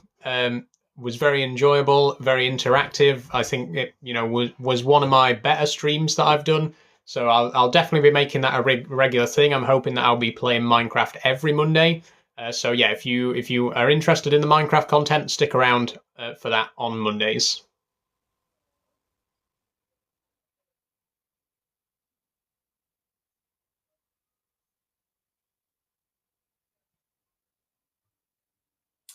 Mark Horbury, anyone told you that you sound like Tyson Fury before?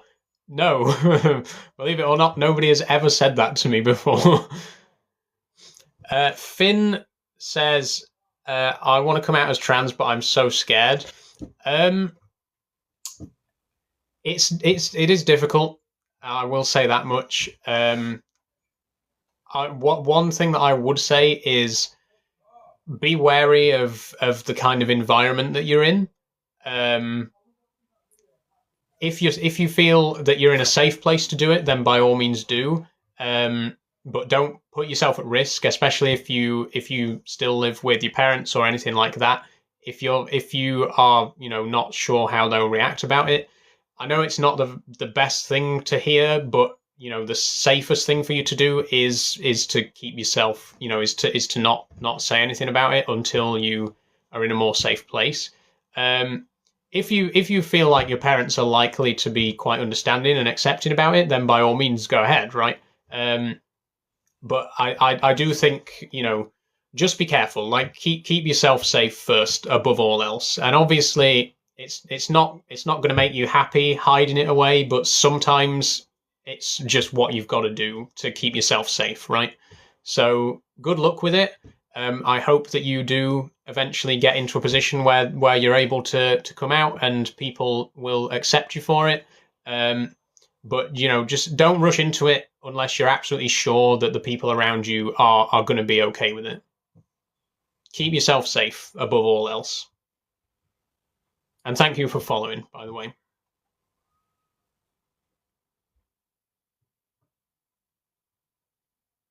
Rachie, do I go live every day? How was the wedding? I go live 3 times a week, so every Monday, Wednesday, and Friday. The wedding is not until the 10th of next month, so it hasn't gone ahead just yet. But it's not going to be long. I probably won't be doing a stream or video on that day, obviously, but I might get some candid wedding snaps and with permission, upload them. But yeah, the actual wedding's not for another couple of weeks just yet. And if anyone's wondering, it's not my wedding, it's my nan is getting married next month, and I'm going to be one of her bridesmaids. Dutch asks, what's my favourite colour? I can't tell. My favourite colour is green. I think you were, nodding to the fact that I'm wearing a lot of purple today. Purple is not my favourite colour. I'm wearing purple specifically because I'm doing a rainbow of pride outfits. Stobby says, bet she's well pleased with that. I mean, she asked me to be a bridesmaid, so yeah, she is pleased with that.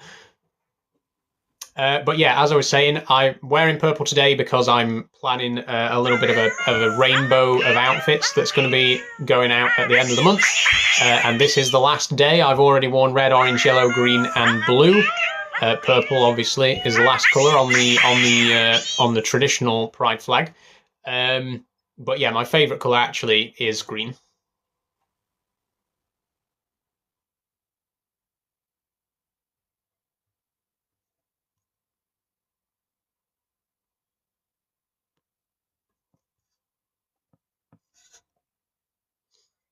The rainbow outfit idea is cool. Thanks for saying so, Rose. Yeah, it was a bit of a last minute decision. I kind of at the start of Pride Month, I thought maybe I'll do something like Pride rainbow related. But then it was only like this last week that I thought, right, it's nearly the end of the month. If I'm going to do something, I need to do it now. So I thought, yeah, why don't I wear a different outfit each day, like a different solid color outfit each day, and then do a slideshow at the end of the month, which is like a rainbow of different outfits. So that's what this is all about. I actually bought the purple outfit especially for that. I didn't own anything purple before this, which is crazy to think about. I just don't have anything that's purple. But yeah, I do now because I bought this. William Mackenzie, who am I voting for in the election? Let me guess, Labour.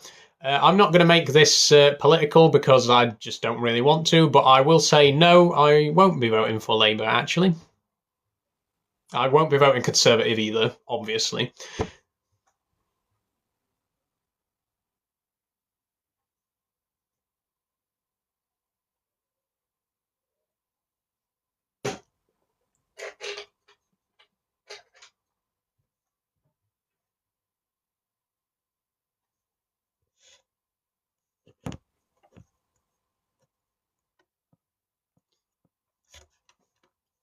Okay, a little bit of a lull in the questions here. So if anyone does have any more questions, please keep them coming.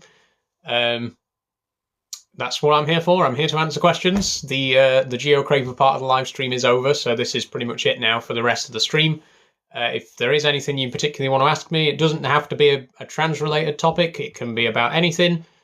Ask me about my hobbies and interests. What food I like, anything. That's I'm here to answer. I'm an open book.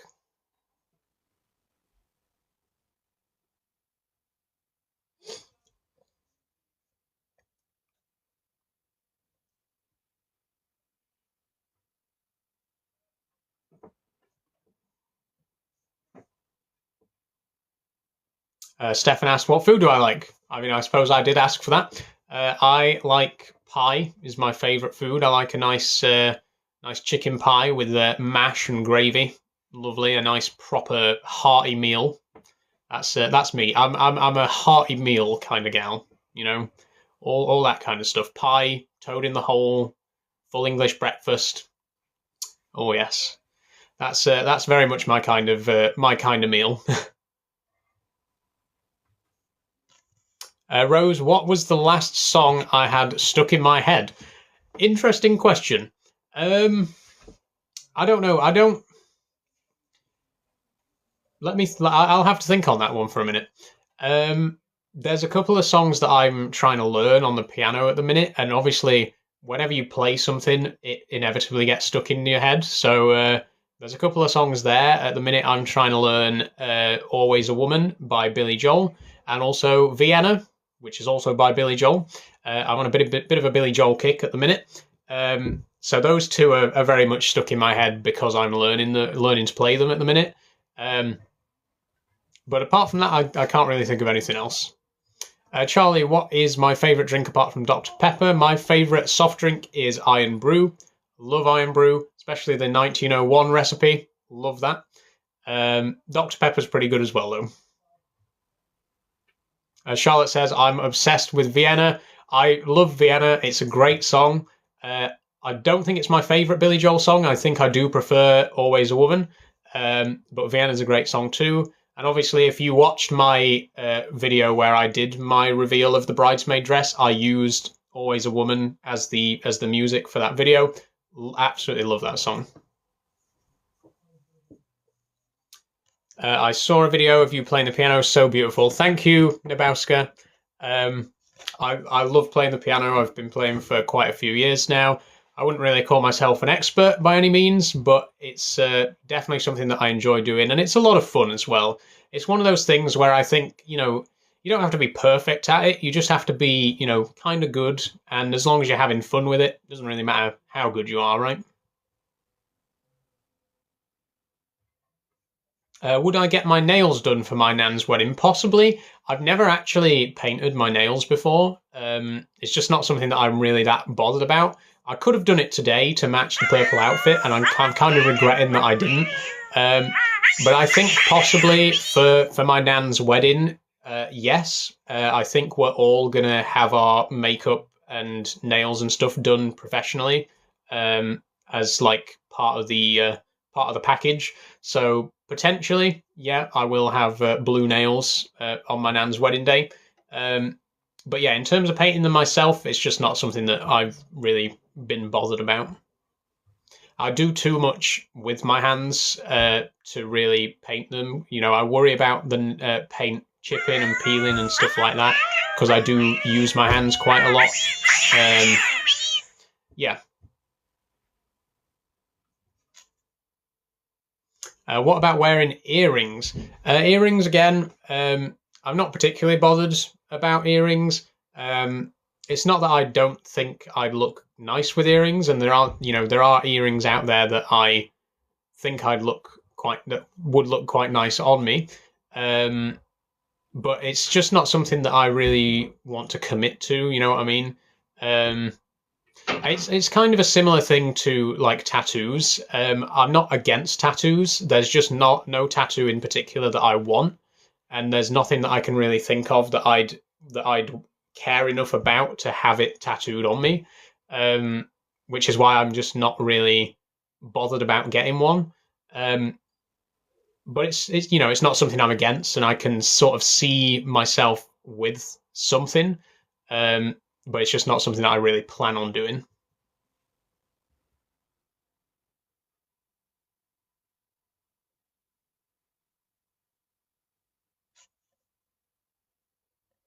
Ashton, what did my parents say? Do you mean when I came out? My parents said it's about time. They kind of already knew. They didn't say anything to me, but they kind of knew already, and they were waiting for me to finally tell them. So it wasn't really a big shock in the family, to be brutally honest. Matty asks, what is the flag behind me? That is a trans pride flag.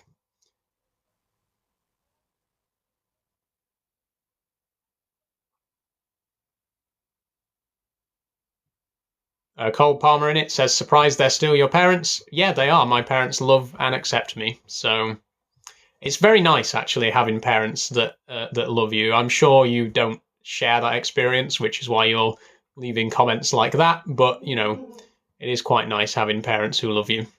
What age were I when I decided to tell them? I was 22, so just under 3 years ago. I came out in July, so almost exactly 3 years ago, actually, to my parents. And then in October is when I came out publicly to the world. Do I have a PC? Asks Mulletman. Yes, I do have a PC. Here it is. Let me just move my mic. It's a refurbished, custom-built PC. Got it from Bedrock Computers. It cost 450 quid, which is very, very good compared to like a brand new gaming PC. And it plays pretty much everything that I want to play very well. So no complaints about it. Amelia, do I have any tattoos? Again, no. I'm not against tattoos. There are some great tattoos out there, and there's a lot of tattoos in the family. My dad is big on tattoos, and all of my siblings have got plans. As soon as they're old enough, they want to get tattoos. Matching tattoos with him and stuff like that. And I think he feels a little bit upset that I don't want to get one. But it's just not something that I'm particularly interested in.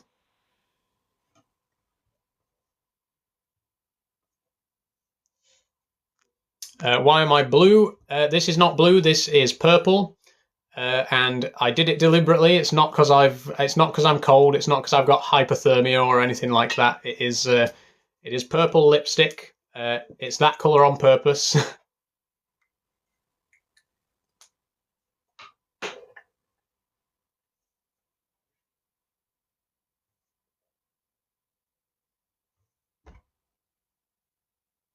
Okay.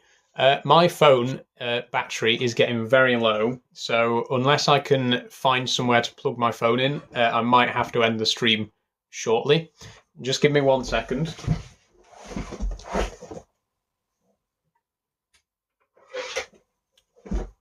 try and plug it in down here.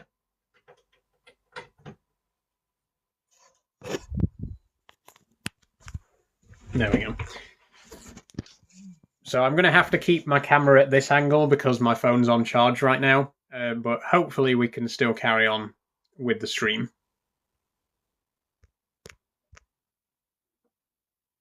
Ruby, why have I chosen purple? I'm wearing purple today because I've got a rainbow outfit challenge sort of thing going on. For this last week, I've been wearing a different colour of the rainbow every day. And then at the end of the week, I'm going to post a slideshow of all the different outfits. So I've already worn red, orange, yellow, green, and blue. And this purple is the final outfit in the rainbow.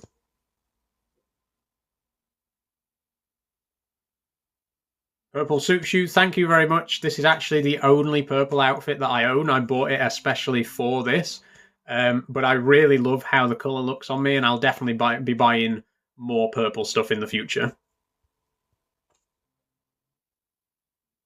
Amelia, can I play piano? Yes, I can. If you go to my channel right now, you can see that I've got plenty of piano videos on there. Yeah, playing piano is one of my greatest interests. Noah says, sorry, Noah, your comment got hidden, but I can see it. Am I ever going to get my Adam's apple removed? Please answer. It's genuine. I love your vids. No, I don't really plan on having anything done with my Adam's apple. As you can see, I do have quite a big Adam's apple. It's very, very big, actually. You know, even for males, it's quite sizable. But I don't have a problem with it. I'm quite happy with what I've got. Lots of cis women have Adam's apples as well, and nobody really cares about it. It's only when trans people have it that it suddenly becomes a problem. So yeah, I don't really plan on getting rid of it. I'm happy enough. Just the way I am says it's my birthday tomorrow. Can you say happy birthday? Happy birthday, just the way I am. Hope you have a good day. Rachie, do I have an Instagram? Yes, I do, but I've used it like twice ever. I really just don't really bother that much with social media in general, to be honest. I'm on Facebook because, yeah, I know I'm fucking old. Sorry for swearing. I'm on Facebook and I'm on TikTok, which is where I do most of my social interaction on the internet. But I do technically have Instagram, Snapchat, WhatsApp, and all that, but I very rarely use any of them. Noah, do I own Funko Pops? No, I don't really have any interest in Funko Pops. They're just not something that I particularly want to collect. No hate to people who do collect them, obviously. My dad's actually got quite a few because he likes to collect things as well. But yeah, no, I don't have any Funko Pops. Just the way I am says, I love your makeup. It's the best. Thank you very much. Again, this lipstick I bought especially for today as well. I already had the eyeliner, but I bought this to match the top, and I think it goes very well.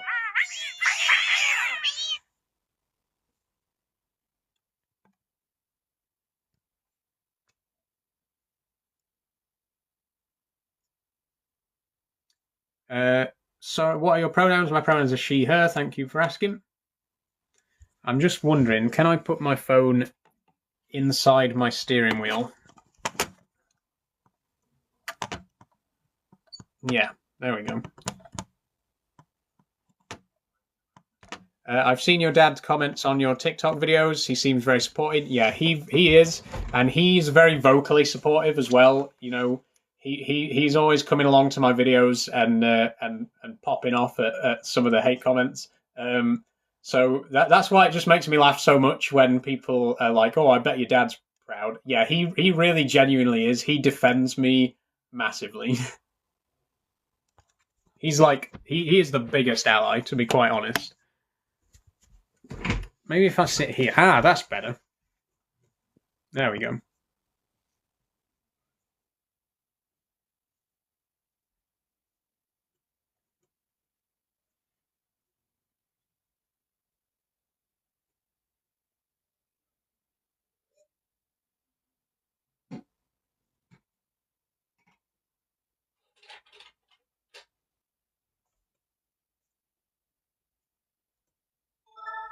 Noah, do I play Minecraft or other games like that? Yes, I do play Minecraft. I actually stream Minecraft as well. So if you're interested in watching me play Minecraft, come along on Monday. I'm going to be streaming Minecraft on Monday, continuing the world that I started on Wednesday. So yeah, definitely play Minecraft. I play other games as well. My favorite game is Abe's Exodus for the PS1. I like Portal. I like a lot of simulator games, Farming Sim, Euro Truck, that kind of thing. SnowRunner. Yeah, big gamer. PS1. Yeah, I do have a PS1. It's over here in the corner, actually. If I can get a good angle where you can actually see it. You can't because the beacon light's in the way.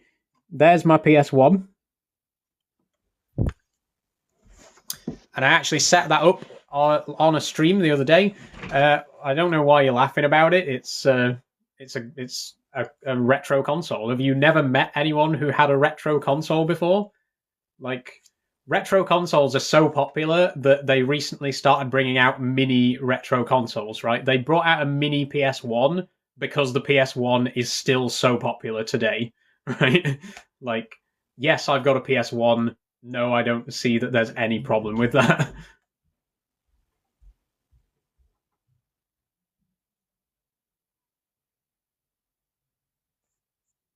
Do I need help? No, I'm fine, thanks.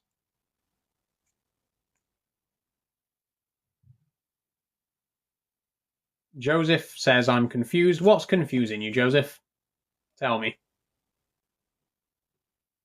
Have I heard of Roblox? Of course I've heard of Roblox. I don't play Roblox, but I think everybody's heard of it, right? It's not really, doesn't really appeal to me personally. But, you know, if you enjoy Roblox, more power to you.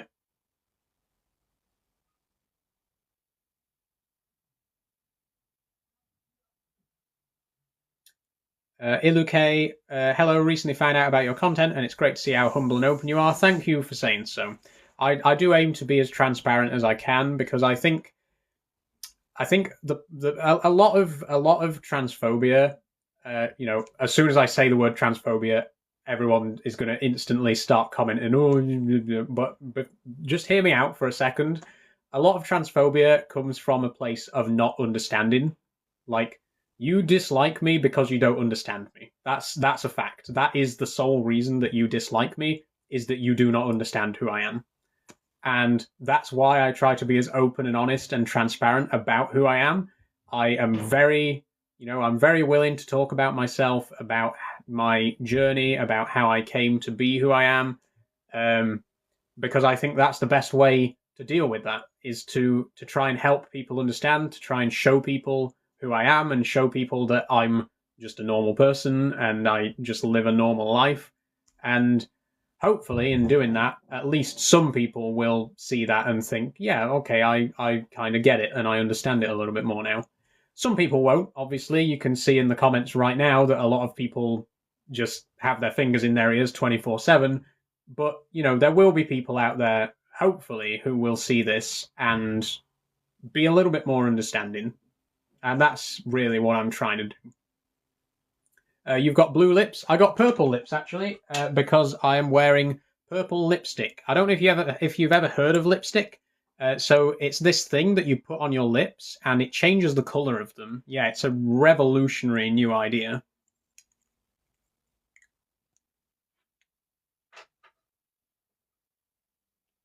Noah, you're an amazing content creator. I hope you get verified. I hope I do one day too. It's going to be a long way, but we're getting there. We're on the road to 2.5K at the moment, and obviously my eventual goal is 10K for the creator program, creator rewards program.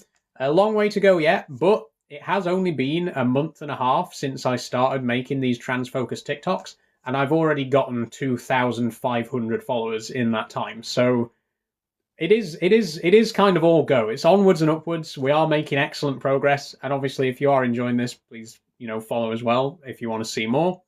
Um, it's been a fun journey so far, and despite the amount of negative comments that I get, I really don't let them get to me. I'm really enjoying myself. I enjoy the live streams. I enjoy making the videos. I enjoy reading your comments, even the negative ones. Sometimes get a bit of a chuckle out of me. So yeah, feel free to keep interacting, whether it's positive or negative. I welcome any interaction.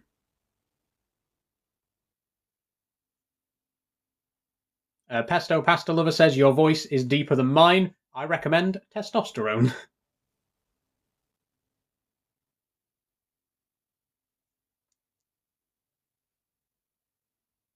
Rachie, I hope the haters don't put you off going live. They really don't. Not one comment I've ever received on TikTok has ever seriously made me think, maybe I should stop this. In fact, they do exactly the opposite. Every single negative comment I get just reminds me of how important it is for me to keep going and for me to keep being visible, right? So literally, and I mean that genuinely. Every single hate comment I get just reminds me of why I'm doing this and why I'm going to keep doing this.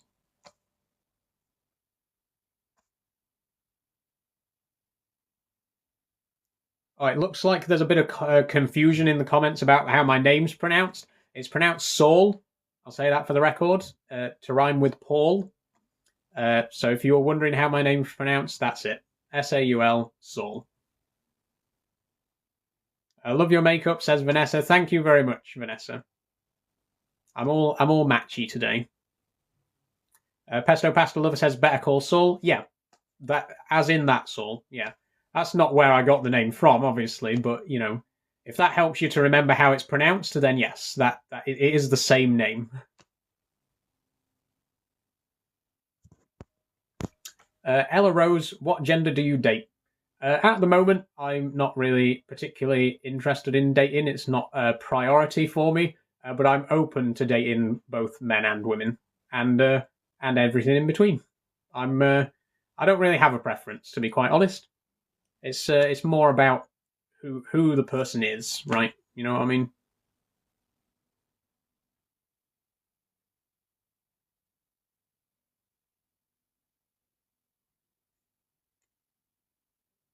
Hearts, not parts. Yes, exactly, Vanessa. Exactly. Who hurt you? Says Affy. No one hurt me. I'm perfectly fine and healthy. Thank you. Tyler said you got nice eyes. Thank you very much. You might not be able to see them very well in this light, but I have got, like bright blue eyes. I'm not. The camera's not very good today because I'm not in my usual recording position because my phone's on charge. But yeah, thanks for the compliment. Stace says, looking good, Saul. Hope you're well. I'm doing very well, thank you, Stace. Hope you're well as well. Just the way I am. I love your makeup and how you're matching. Thanks very much. I do try and match my makeup as much as I can. I don't really wear eyeliner very often, or is it eyeshadow? I don't know. I still can't remember the names of stuff. I don't really do my eyes usually. I just put on some lipstick that matches whatever outfit I'm wearing. But today I wanted to make a little bit of extra effort and do the eyes as well.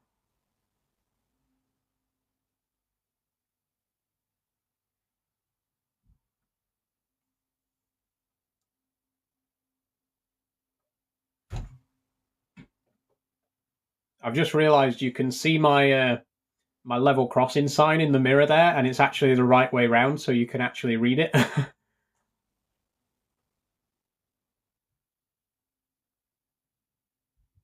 Colin Alden says, am I a cross-dresser and where is my location? I'm not a cross-dresser, I'm transgender, and I'm not going to tell you my location, sorry.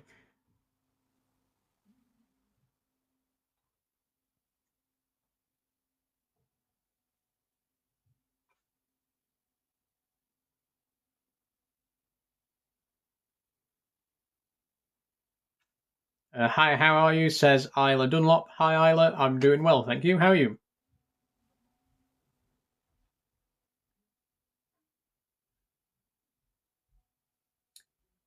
Noah, you look a lot like Sheldon from The Big Bang Theory. Thanks. I don't believe it or not, I've had that before. Colin, you do look gorgeous. Thank you, Colin. I'm still not going to tell you where I live, but thank you. Chewy9007 says, hello, sir. How are you? I'm fine, thank you, Chewy. How are you? Jackie Holiday, have I had the op? Nope, haven't had it. Not planning to. Fraud Squad 87, FFS people died fighting wars for this. Yes, they did. In fact, if you want to look up an example, go and search up Roberta Cowell, a British trans woman, the first woman in this country to have trans surgery, and she was a World War II veteran. So, yeah, people did fight and die for me to be able to live my life how I want to live it. Yeah.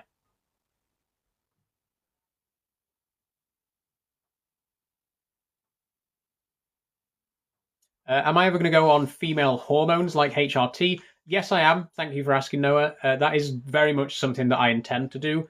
Um, it's very tricky to do in the UK because the NHS waiting list is really long, and if you want to go private, it's quite expensive. I am going to go private. That's my preferred option.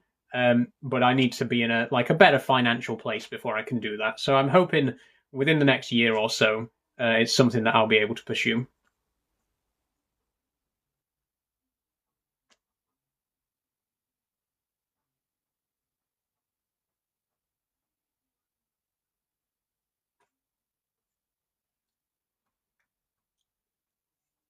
Sorry, I'm smacking my lips.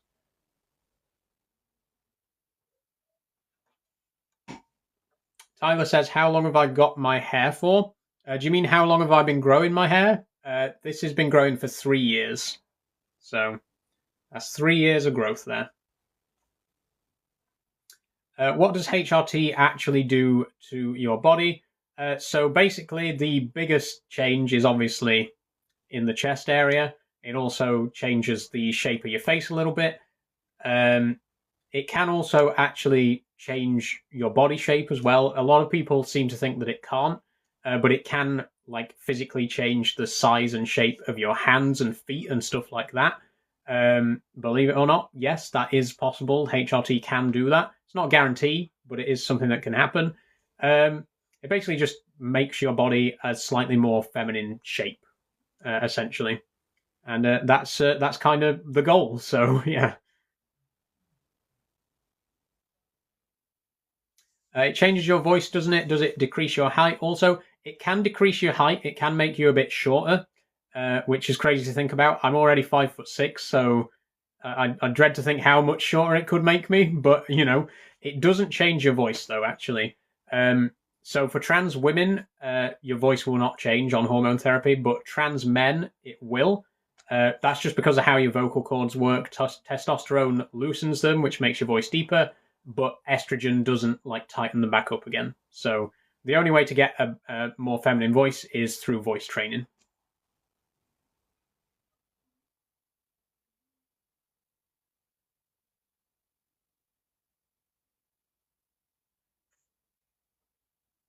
Sean says the color of his lips. Yes, once again, I'm using a magical invention called lipstick. This is not what my lips actually look like. I put this on deliberately.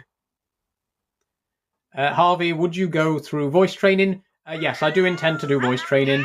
At the minute, I'm just learning like the basics of how it works. The problem is,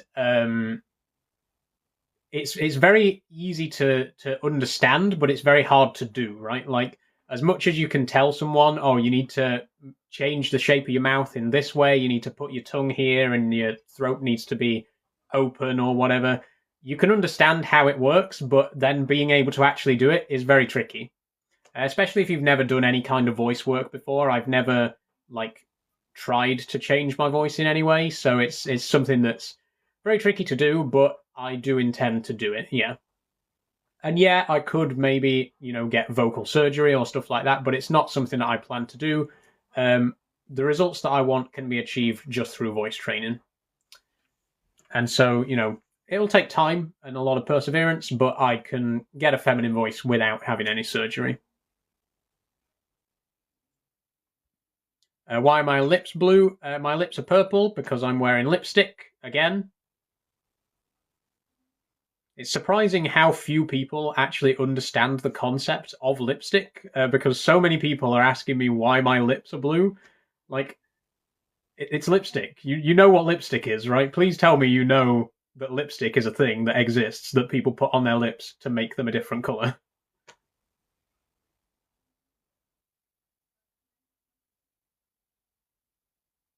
Am I okay? Yeah, I'm fine. I'm fine, thank you. Sound terrible? Well, I don't really know how to respond to that. Thanks. I'm confused that you wouldn't have the surgery if you want to transition. Um, so the thing is, right, it's kind of hard to explain for non-trans people. But there are always things that you are comfortable with and other things that you're not comfortable with, right? Like I am not uncomfortable with what I've got downstairs. I'm uncomfortable with the basic shape of my body, right? That's why I want hormone therapy because I want to have a more feminine frame, but I don't want surgery because I'm not uncomfortable with what I've got down there. There's different things. Like every trans person has a different set of things that they are comfortable and uncomfortable with, right? And it's not this kind of thing where it's either all in or all out. Which is a mistake that a lot of people make, is assuming that it's this completely binary thing. You either have every single surgery possible or you're not trans, right? Which is a dangerous way of thinking, but sadly, a lot of people, even a lot of trans people, do think that way.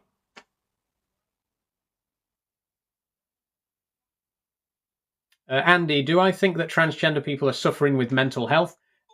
Yes, obviously, a lot of transgender people have mental health issues, and I think the reason for the vast majority of that is because of the way that trans people are currently being demonized in society, right?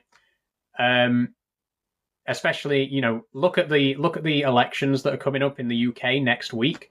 Trans people are like one of the main talking points of the political debate, right? Like right now, the government are arguing about whether we should have our rights taken away, right? Whether we should be allowed to exist, right?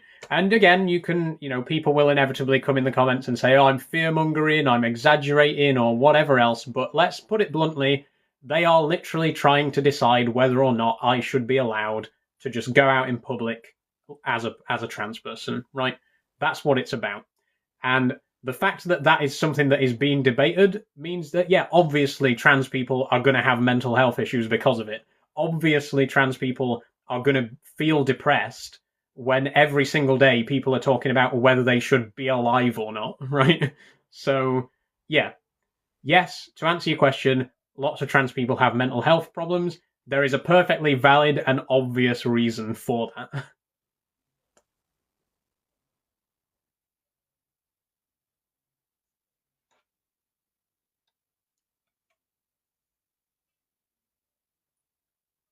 Hello there, says Meg. Hi, Meg.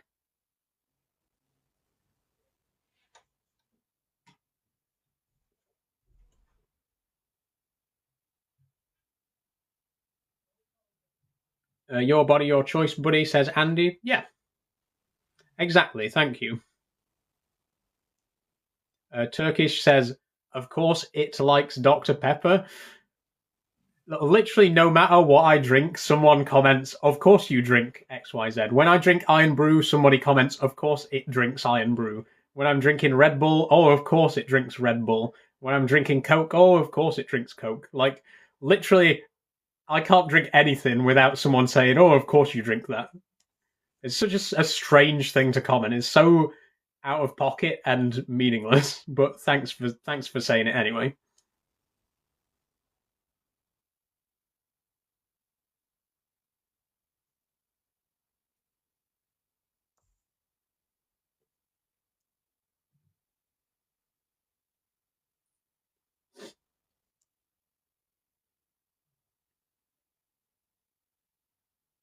How old am I? Asks Sophie Bose. I'm 25. Call Me Shady says, hey, you're beautiful. Your lips and eyeshadow pop. Thank you very much for saying so. Uh, oh, and also, don't ignore the haters. Don't worry, I intend to. I do. I do. Well, I don't ignore the haters. It's more like I don't acknowledge them, right? Like I listen to what they're saying and I take in what they're saying. I just don't like physically react to it. Like, no matter what you say to me, I will listen to it and I will understand and appreciate what you've said.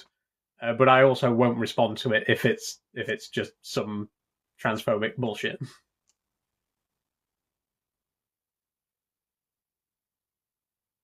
David Bowie has returned, I see, says Harry. I've never been compared to David Bowie before, but I'll take that as a compliment. I'm quite a big Bowie fan, so thanks. Jay Slater, why do I always talk about train?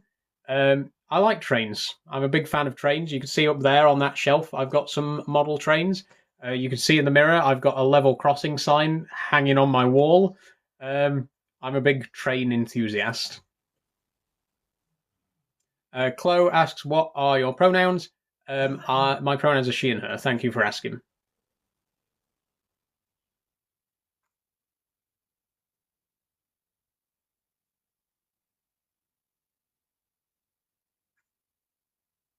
Harley123 says, should be you hanging on the wall. Thanks. What a lovely comment. What a lovely, perfectly normal, sane thing to say to somebody on the internet. Thanks a lot. What are my pronouns? Asks Christians. She and her. Thank you for asking. Halloween is ages away, dude. Yeah, it's quite a while till Halloween. I'm probably going to be wearing my Doctor Who outfit again. The last 3 years in a row, I've worn the same Doctor Who outfit for Halloween that I really love. It's like a mismatch of all the different Doctor's outfits. So I'm looking forward to Halloween to get that one out again. How are you today? Asks Taylor. Yeah, I'm very good. Thank you for asking.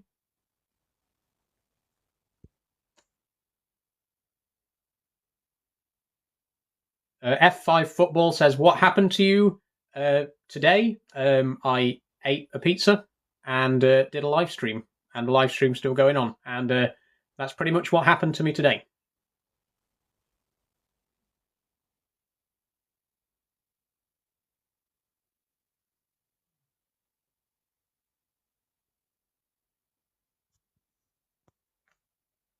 Crazy Cat Lady says, I feel that some of the trans community have damaged it. What do you mean by that? Please elaborate.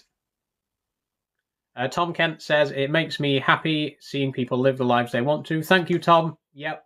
At the end of the day, as long as you're doing something that doesn't harm anyone else, and despite what the media says, what I'm doing does not harm anybody else, there's no problem with it.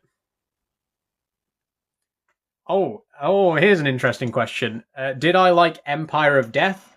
I was maybe a little bit disappointed. I think it was a little bit anticlimactic, but a good episode on the whole.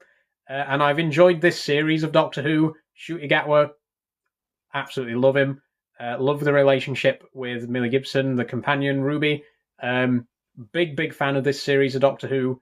And like I say, the finale maybe wasn't quite as good as I was expecting, but I'm not going to complain. Doctor Who's Doctor Who, and I'll eat it up no matter how bad it gets. I was right there through the Chibnall era. There were a few rough spots, but we came out of it all right. My mum and brother agree with me. It was awful. They're casual fans. I think for casual fans, it would definitely have been less interesting, especially because a lot of casual fans wouldn't know who Sutek is. So they were kind of watching like, oh, this big reveal of Sutek at the end. A lot of people would have been watching and just be like, who? So yeah, I feel like for casual fans, it would have been less good. For like diehard Doctor Who fans, maybe a bit better. Like I say, I personally wasn't totally sold on it, but I also don't think it was that bad.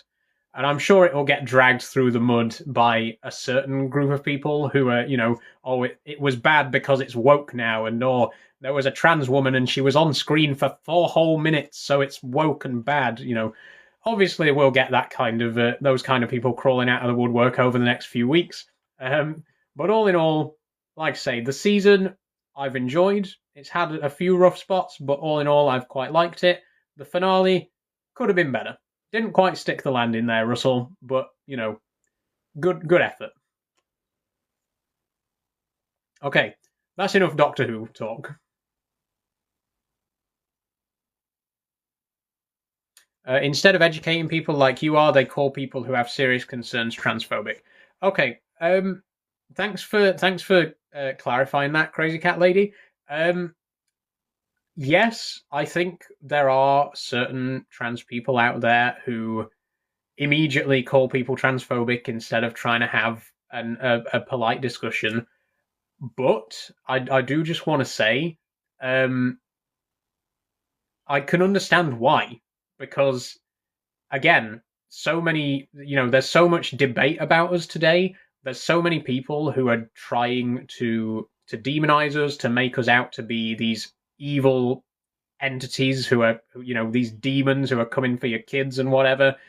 There's so much of that about that if you are just trying to live your life as a trans person, it gets tiring, right? And when people are coming up to you every day and saying, "Oh, you'll never be a real woman. Why do you want to invade women's spaces? Why do you want to tell stories to kids or what? Whatever other propaganda they've fallen for. Having that in your face every single day, I think it's understandable that you'd snap, right? It's understandable that a trans person would just get tired of it and say, "Oh my god, you're being transphobic."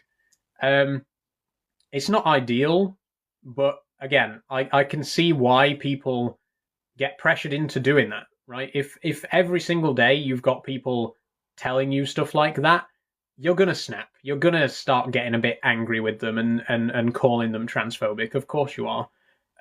Not saying that it's a good thing that it happens, but I can understand why. And I try, obviously, to not snap and try to be as calm and open about it and answer questions and not let it get to me. But again, I can see how it does get to some people, and I'm not blaming them for that, but I'm also not excusing that behavior.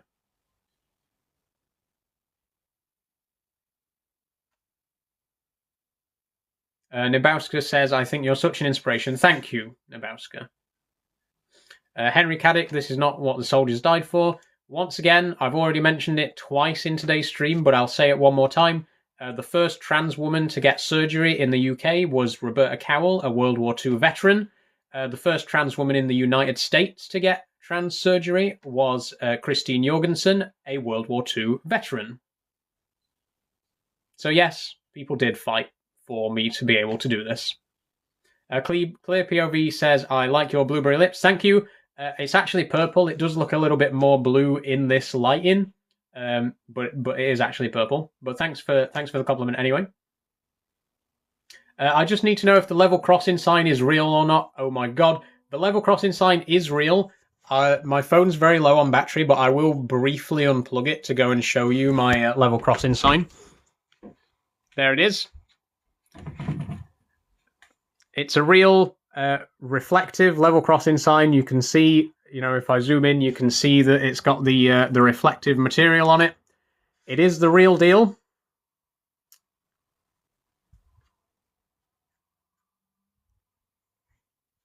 And the story behind that is my granddad, he died a few years ago. And when we were sorting out his shed, we found that. Nobody knows where it came from. Nobody knows where he got it. It was just there in his shed. And, being such a big fan of trains, I thought, I'm having that. I'm going to put that on my wall. And now it's on my wall. But it is the real thing.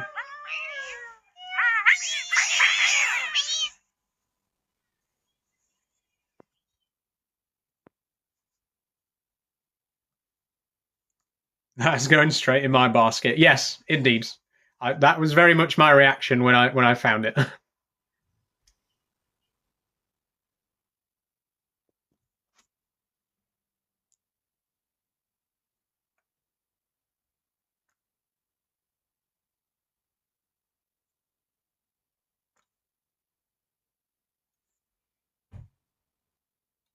I keep hitting my elbow on the desk because I'm not used to sitting in this position.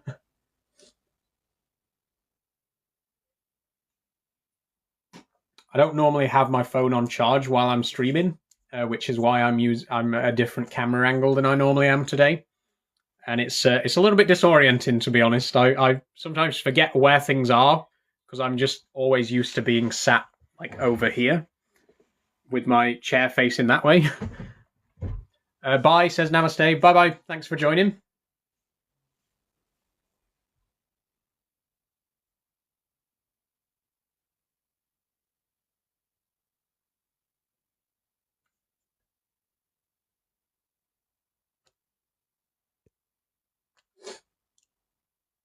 Okay. Bit of a dip in the conversation here. But of course, I don't want to give you dead silence. So, if anyone wants to bring in any more questions, please feel free. Lola says, "Hi, how's my day going? My day's going fine, thanks, Lola. How are you?" Nabowska asks, "If I like Doctor Who, are there any other sci-fi films or shows you enjoy?" Yes, I am a big fan of Star Wars, as are you from your comment. Love Star Wars. My favorite sci-fi franchise is actually Alien. My favorite film of all time is the original Alien, and I actually have a Lego mock of the Nostromo from the original Alien, which I'll show you now. Here it is. I've shown this on stream a few times, but I've never actually mentioned what it is. So this is the Nostromo. It's the spaceship from the original Alien, the original 1979 film. And it's a custom-built set, which I'm really happy with. But I think that probably shows you how much I like Alien. I've also got a TARDIS because, again, Doctor Who. But yes, I am a big fan of sci-fi in general. I also like Red Dwarf, which is a sci-fi sitcom from the UK. You might have heard of it. A big Red Dwarf fan. They're actually making another set of specials of Red Dwarf next year, which I'm looking forward to. I like sci-fi books. Hitchhiker's Guide to the Galaxy. The War of the Worlds is one of my favourite books of all time. So yeah, very, very big sci-fi fan.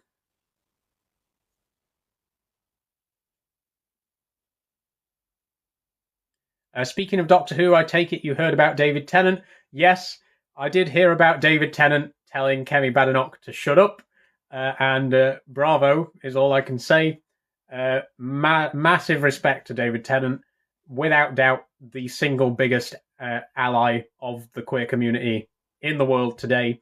I think we can really claim him as one of ours. Like he's so big of an ally that I think we can claim him as an actual member of the queer community itself. I don't know what label we'd give him, but let's let him into the club. Yeah, basically, if you don't know, David Tennant is a big trans ally. I believe one of his kids is non-binary, although I don't think that's publicly confirmed. It's rumored, but he's a massive ally to the trans community, to the queer community at large. And recently, during an awards ceremony at like the LGBT awards or something like that, where he was given the award for biggest ally of the year, he used his speech to basically tell Kemi Badenoch, the Equalities Minister, to shut up. And she was not happy about it. She took to Twitter to criticize him, and as did Rishi Sunak. But yeah, I feel like David Tennant is one of the single most popular men in Britain. Going after him on Twitter is not a good look. So I guess we'll see what comes of that. But for now, he told a TERF to shut up, basically, and we love him for it.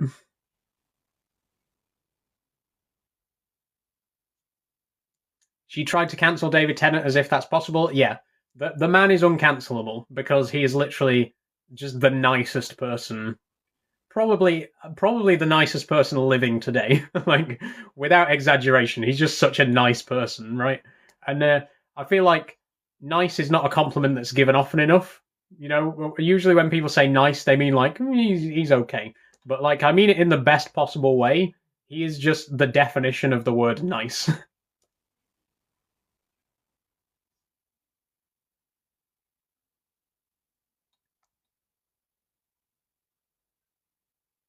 Rebecca Louise asks, do I date men or women? Right now, I date nobody, but I'm open to dating both. A nice beard, says A. I don't really have a beard. I shave every day. Maybe there's a little bit of stubble there because it's been a few hours since my last shave. Unfortunately, I am blessed with fast-growing facial hair. Yes, thank you for pointing it out. It's not like I've never noticed it before.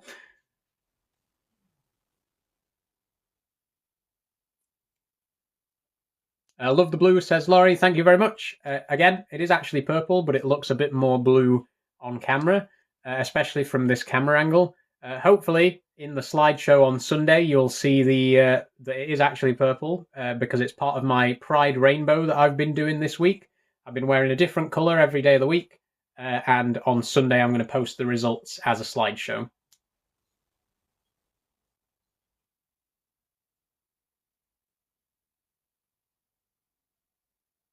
Jack Johnson, will I be going for the full change? So again, this question is, I'm sure you're asking it in a nice way, and thank you for asking. But I think a lot of people think about being trans in this kind of way that you either do the whole thing or none of it, right?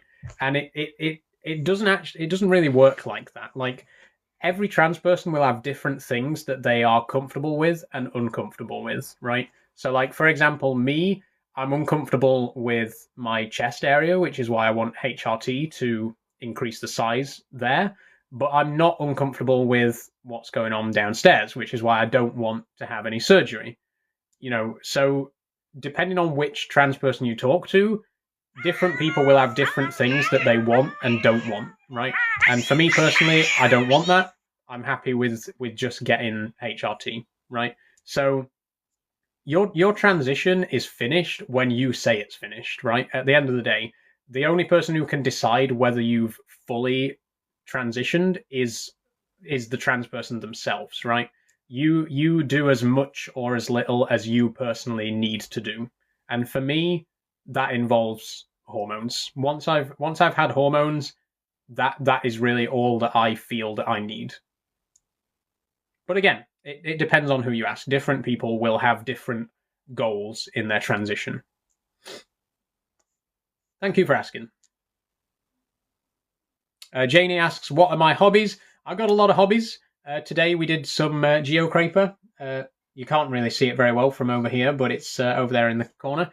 It's like a little modular city building kit. I also build Lego, big Lego fan. I've got my Lego shelf up there. I'm also a model railway enthusiast. I collect coins. I play the piano. I keep jumping spiders. I got quite a lot of hobbies. Quite a lot going on. And gaming, obviously. I've got a gaming setup, complete with steering wheel.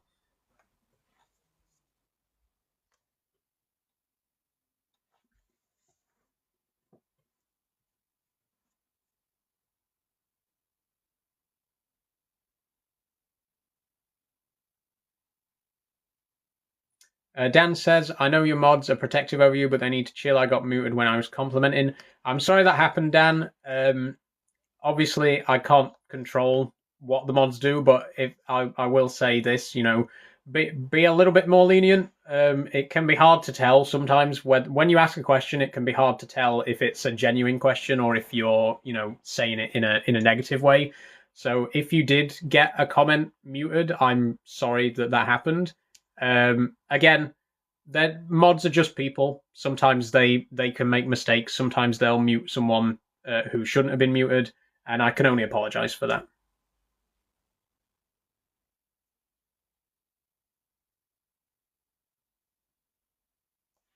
My hair's coming out of my ponytail a little bit there. I don't know if you can see that. I've got a little bit, a little tuft sticking out on that side.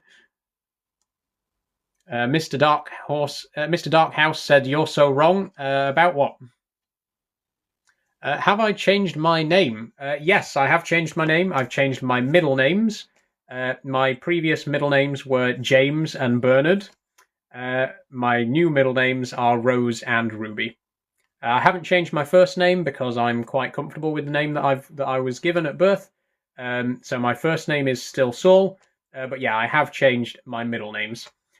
Bernard's rough, yeah. So Bernard was actually after my grandfather. His name was Bernard, and I did feel a little bit upset about having to change it because it felt like disrespectful to him to give up that name. But at the same time, It's a very masculine name. It's a very old-fashioned name. I just wasn't comfortable keeping it. I'm sure if he was here, he would understand. And to slightly sort of honor him still, I chose the new name Ruby, which was actually his mum's name. So my great grandmother was called Ruby. So I kind of chose that name as a way to sort of honor him, while to make up for the fact that I was taking Bernard out of my name.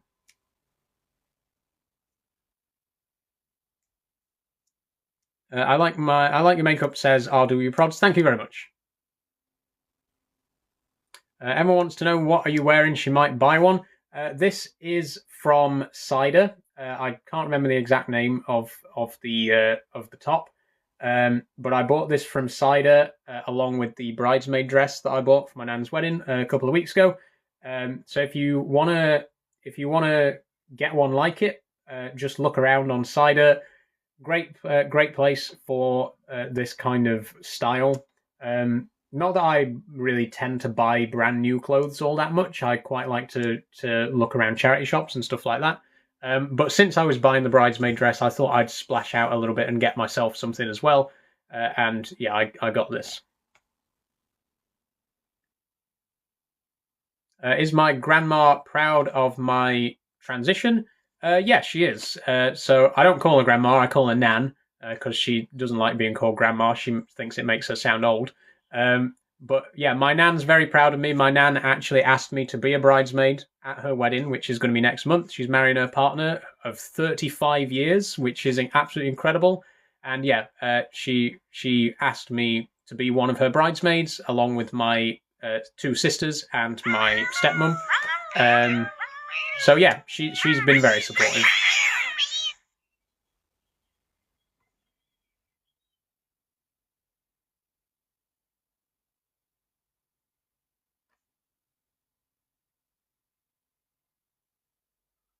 Why are you all in blue? It's actually purple.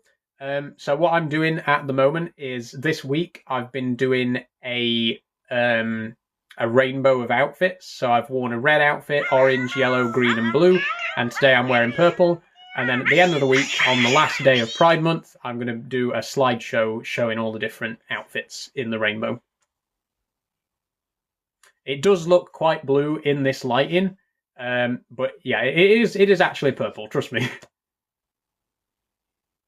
How long did it take to grow my hair, asks Monty B. This is 3 years of growth, and as you can see, it's down to my non-existent boobs. But yeah, that's about 3.5 years that's been growing.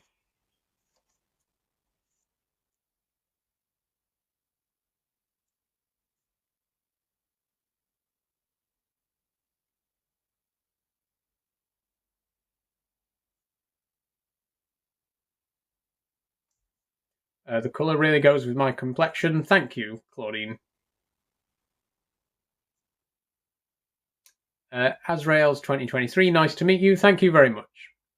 What is that cat thing about? I genuinely don't know. I think it's like some kind of reaction that people can post.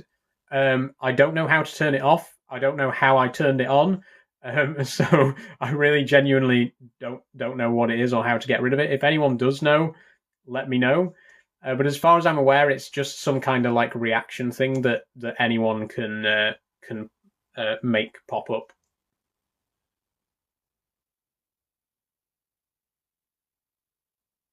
Yeah, it does my head in as well. It always comes up at the most inappropriate times. Monty B and Claudine both ask, which gender do I like, men or women? I like both. I like people of all genders. Men, women, non-binary, anywhere in between. I'm not fussy.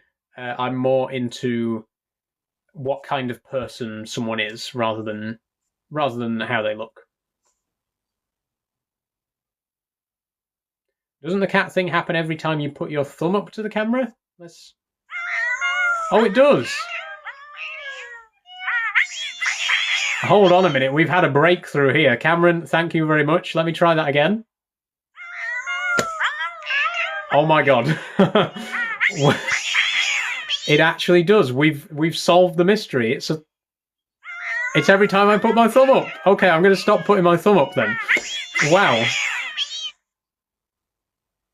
What if I... Okay, so just my hand doesn't do it. It is a thumb up specifically.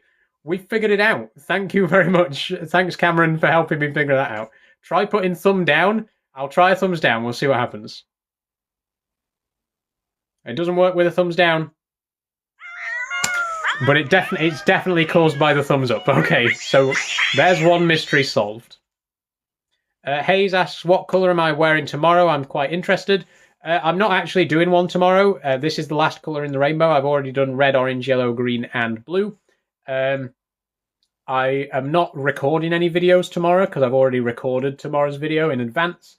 So I don't really know what I'm going to be wearing tomorrow. But I'm not streaming or recording tomorrow. I'm actually going to visit my sister.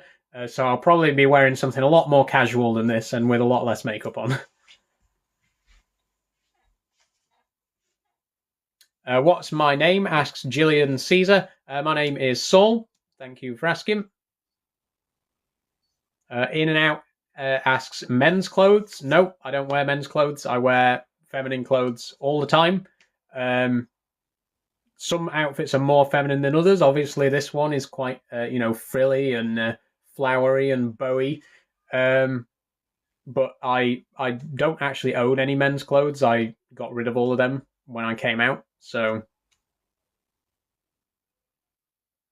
it's beautiful, says Claudine. Thank you very much. You got style. I like to think so. I wouldn't call myself the most stylish person in the world, but I think I've got my own style. You know, I've got my own fashion that I think works well for me. What's my favourite colour? Asks Guy. My favourite colour is actually green. I like a nice dark green, a sort of royal green kind of colour.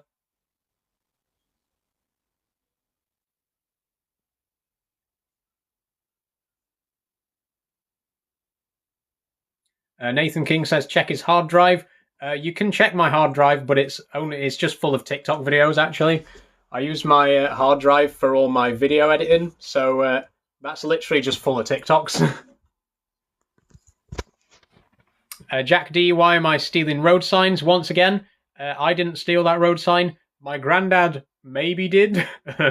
It was in his shed. How it got there, nobody knows. So I don't know. Maybe it is stolen. We'll never know for sure.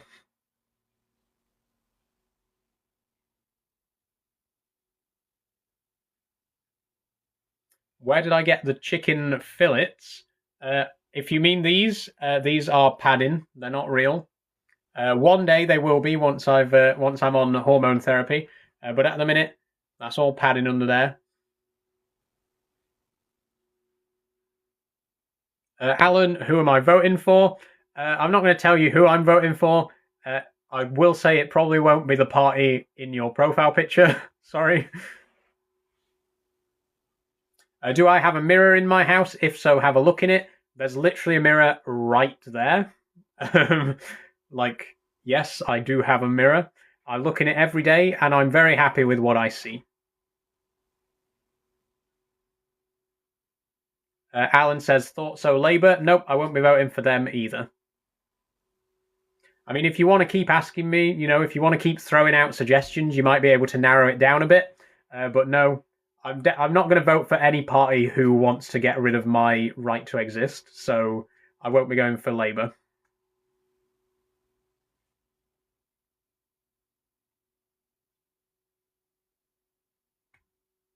Defo conservative voter, yes. Average conservative voter right here.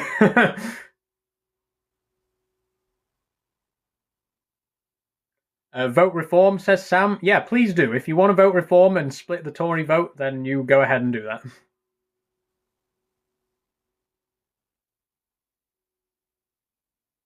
Alan says, there's nothing wrong with you, my friend. Thanks.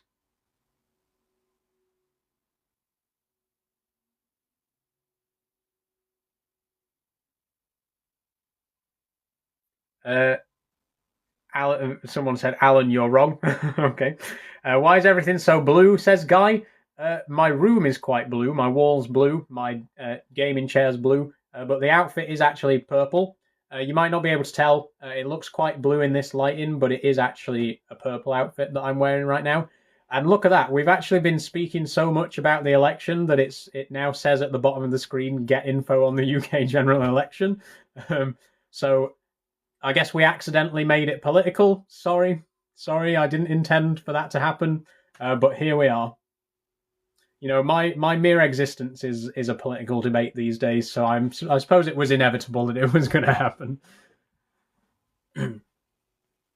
Why am I wearing all blue? I'm wearing all purple because I'm doing a rainbow of pride outfits this week.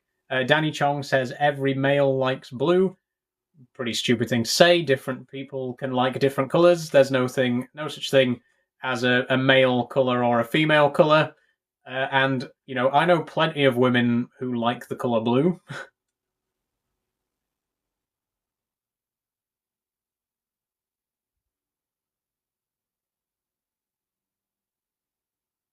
I hope you're enjoying your Friday, says Ellie. I am. Thank you very much, Ellie. I'm having a great day.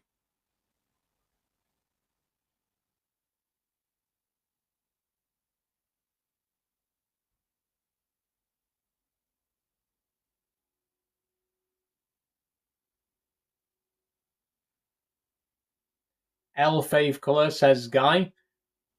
I don't know who you were saying that to, but just to reiterate, my favourite colour is green. How do you pronounce your name? Asks Stormkirk. My name's pronounced Saul.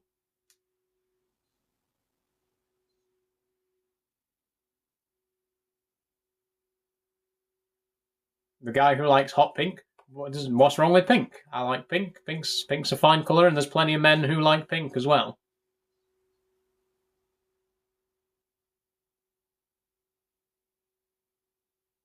Christian says, better call Saul. Where hey, yes, that is how it's pronounced. It's the same as Saul Goodman from Better Call Saul. That's not where the name comes from, but it is the same name, yes. Tam asks, why did I not get my voice changed? Changing your voice as a trans woman requires either expensive surgery or voice training, and I'm going for the voice training option. Christian says, loving the purple pal. Thank you very much. Stormkirk says, where does the name come from?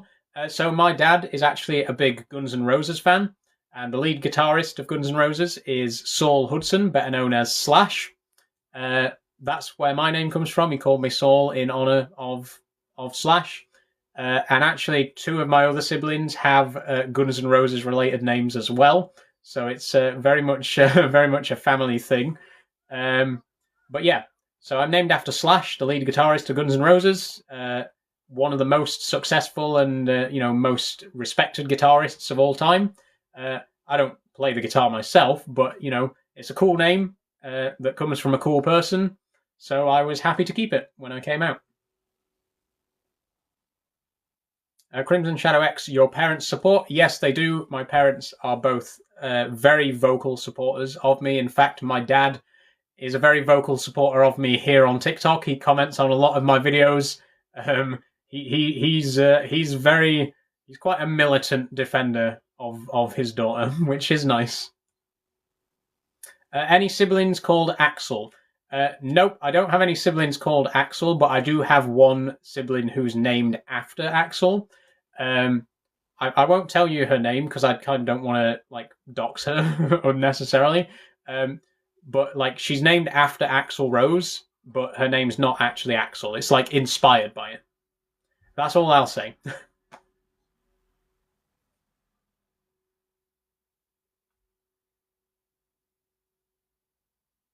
Stormkirk says you're looking gorgeous, by the way. Thank you, Stormkirk.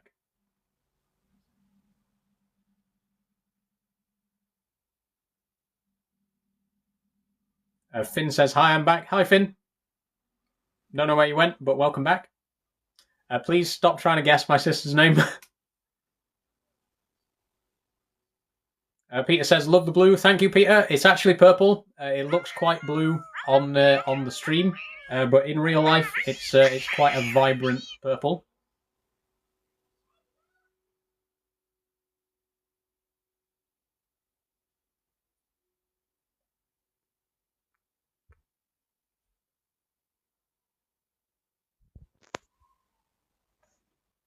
Jake Ridgway 18 says, "Do I agree with trans people not telling straight people they are trans?" This is an interesting question because I think in an ideal world it shouldn't matter, but in the real world that we live in, trans people can and have been attacked by dates who didn't know they were trans. Right? I think for your own safety, you should probably tell people. Again, it's not a nice thing to have to do, and in an ideal world, it wouldn't have to be done. But for your own safety, I think people kind of should reveal that information as early on as possible.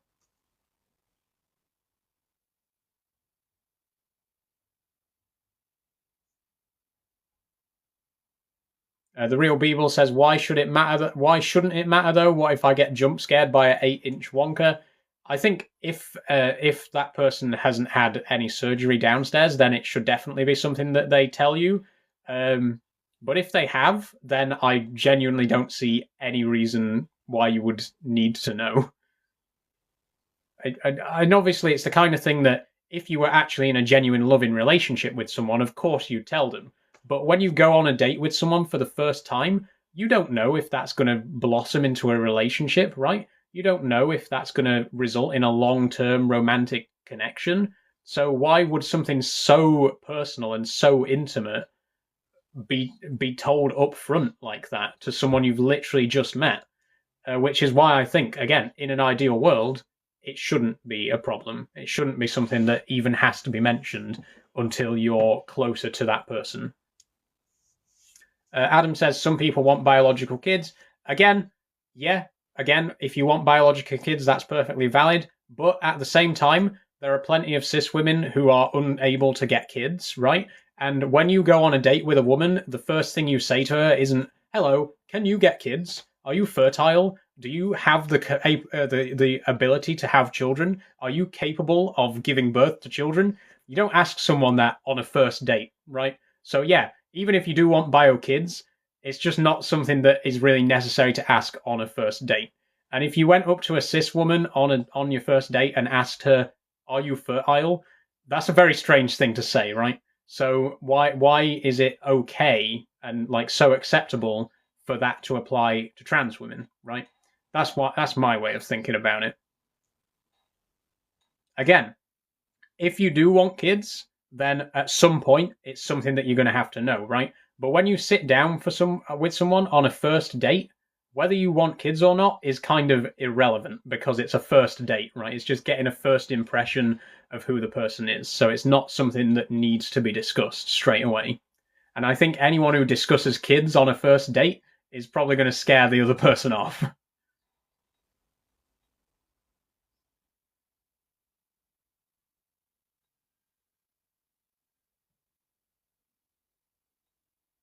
Clipped it. It's not irrelevant if you're looking for something serious. But again, you don't know when you go on a first date whether it is going to be something serious or not, right? You don't go on a first date with a list of deeply personal and intimate questions to ask someone just in case it becomes something permanent, right? You ask those questions later on when it has become permanent.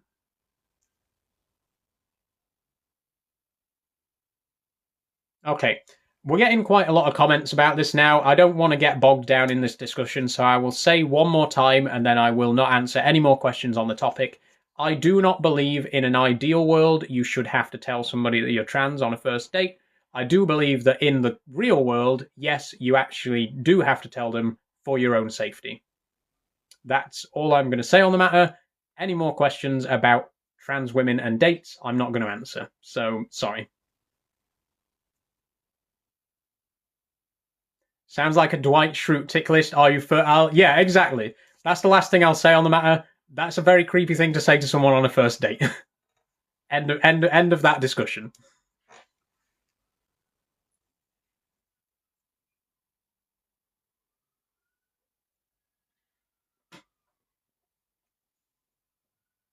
Okay, we're coming up on 6 o'clock now, so we have been going for almost 3 hours. I am going to bring things to a close in about 10 minutes or so. So if you want to get in any last minute questions, please do, and I will try and answer them. What does AMA mean? It means ask me anything. Love that colour matches your outfit. Thank you, Emily. Rat Lover says, I want to know what you think of the June movies. I'm not massively into them. I don't want to say anything untoward. I want to criticize them because if you enjoy them, then more power to you. But me personally, I wasn't a huge fan. Okay, I might be able to unplug my phone now and move back over to my usual seating position for the last 10 minutes. There we go. Scarlett says, please reply. I think we look similar. Maybe we do, Scarlett. I can't see your face right now, but I'll have a look after the stream. Maybe we do. What colour are you wearing, says Callum. I'm wearing purple. Again, it doesn't show up too well on the live right now, but this is a purple outfit that I'm wearing right now.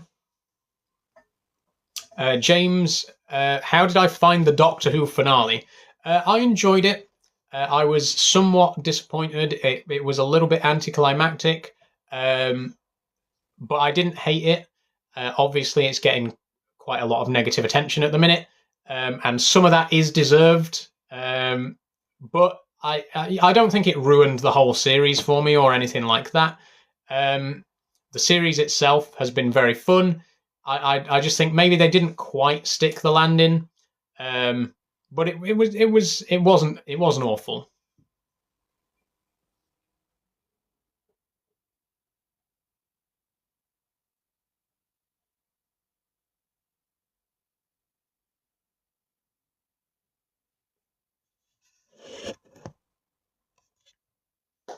Hola, happy Friday, says Danny. Thank you, Danny. Hope you're having a good day.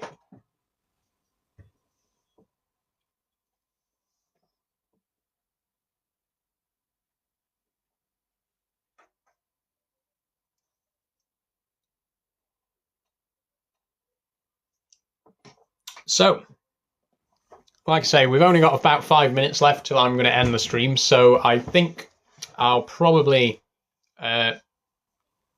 say no more questions from this point forward. Sorry. Well, a few more have just popped up, so I'll answer a couple more. Crimson Shadow X says, doesn't a bra feel uncomfortable without the surgery? Not really, because my bras are padded as well. This one's a little bit uncomfortable because I haven't got shoulder straps on. Because of how wide the neck is on this, I took the shoulder straps off, so it's a little bit loose. But generally speaking, no, it's not uncomfortable wearing a bra without boobs, because the bra itself is padded. Stephen Brown says, oh, you look lovely, darling. It's that sweet voice of yours gets me going. Thank you, Steve. Glad I could impress. Kirky, have I had any surgery? Just asking. No, I haven't. And I don't intend to. Apple user says, what's my gender? I am a woman, a trans woman.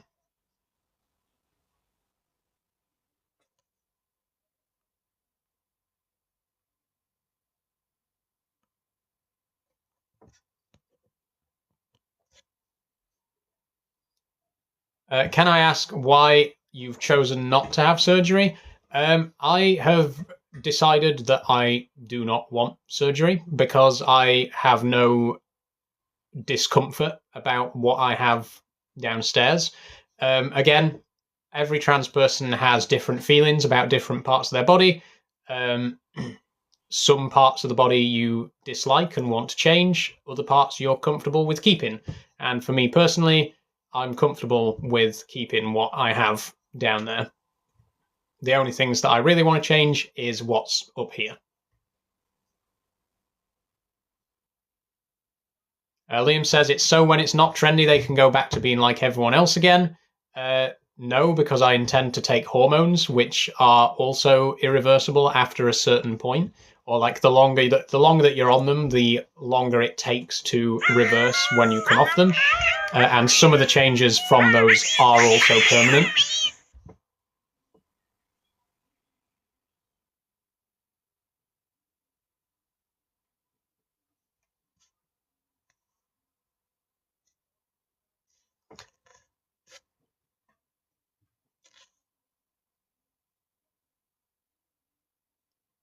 L Hunter says, "Can I advise why my question is not being answered?" So your question, I haven't seen any questions from you. It might be getting automatically blocked by TikTok. There are certain keywords that will not appear if you try to comment them. If it is a genuine question, then you could try to word it in a slightly different way that it might get through the filters. But for obvious reasons, there are certain words that I block. Asking about X or Y, if you get me. Oh, so as in what chromosomes do I have? I don't know. Probably XY because I am male and males usually have XY. But you can't really tell someone's chromosomes just by looking at them, and there are plenty of chromosome variances, So yeah, again, I probably have XY chromosomes, but without a DNA test, it's impossible to actually know for sure.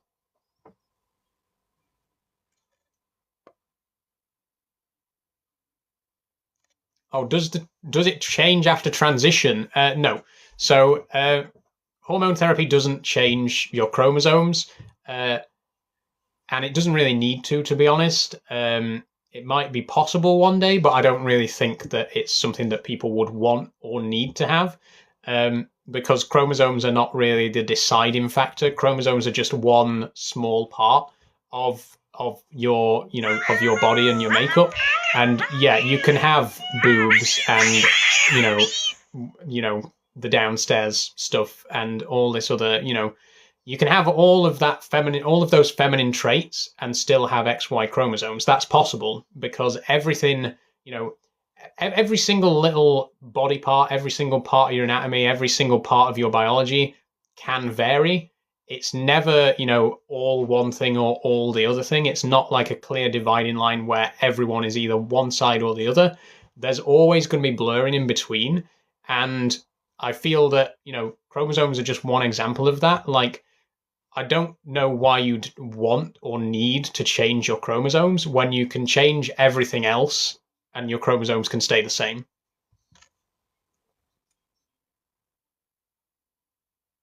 Louis says, kids watch this, bud, and you're trying to change facts and biology here. Nope. If you actually listen to the facts, nothing in biology is a strict binary. Even chromosomes, most people have XY or XX chromosomes, but there are also people with XXX or XXY. Those exist. And, before you start commenting, oh, yeah, but they're only a tiny portion of the population, it doesn't matter. They exist. If there's even one exception to the rule, then it's not a rule, right? So you can't say that you can't say that every single person on Earth is either one thing or the other, and then ignore the people who aren't one thing or the other, right? So, and again, everything else in biology works like that. Every single body part varies from person to person. There is no one single thing that is always one thing or the other.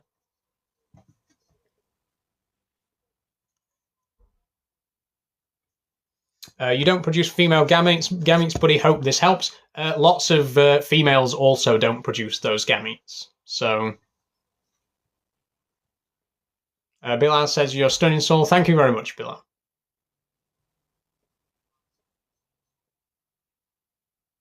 Okay, it's gone 6 o'clock. We've been going for over 3 hours now, so I am going to have to end the stream in just a moment.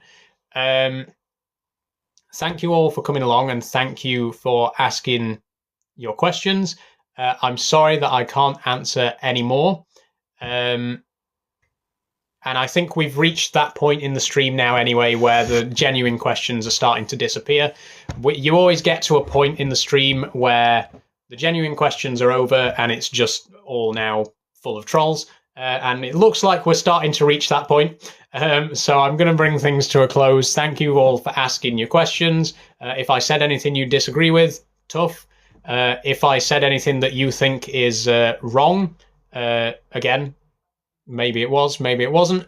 I encourage you, everyone out there, to actually try and read about biology and understand it, because I think you might be shocked and bewildered by how complicated it actually is. Anyone who says, "Oh, it's just basic biology," yeah, basic biology is very, very, very basic. That's why it's called basic biology, right? It's just like in chemistry, right? You know, in chemistry, you get taught the Bohr model of an atom, which is the nucleus in the middle with the shells around it. And then as soon as you get to A-level chemistry, they tell you that Bohr model, that's wrong. That's a lie. We just told you that because it's more easy and more simple than the truth, right? And biology is the exact same. What they teach you in school is a simplified version of the truth, because the truth is way more complicated than a child really can comprehend, right? So yeah, you can keep coming at me all you want and say, "Oh, it's basic biology." Basic biology is basic. That's why it's called basic biology. It's a simplification of reality. Anyway, that is going to be it for today's stream. Thank you all for joining. It's been very fun. I'm going to be back on Monday for Minecraft, so join me for that. And I've got 2 more videos coming out this week, so keep an eye on my profile if you want to see them. And of course, follow me if you want to keep up to date on my stuff. And last but not least, just a quick shout out for the Patreon. I know as soon as I mention the Patreon, everyone comes along and starts sighing and rolling their eyes, but I'm going to say it just very quickly before we end. I do have a Patreon. If you want to go and support me on there, it costs $5 a month, £4.50, and you'll get access to behind-the-scenes content, as well as a shout-out here on TikTok Live. So please consider doing that if you would like to contribute to me making the videos that I enjoy. That's going to be it for today's stream. Thank you all for coming along. I've had a great time. I hope you have as well. I'll see you tomorrow for the next video and on Monday for the next live stream. Thank you very much, and goodbye.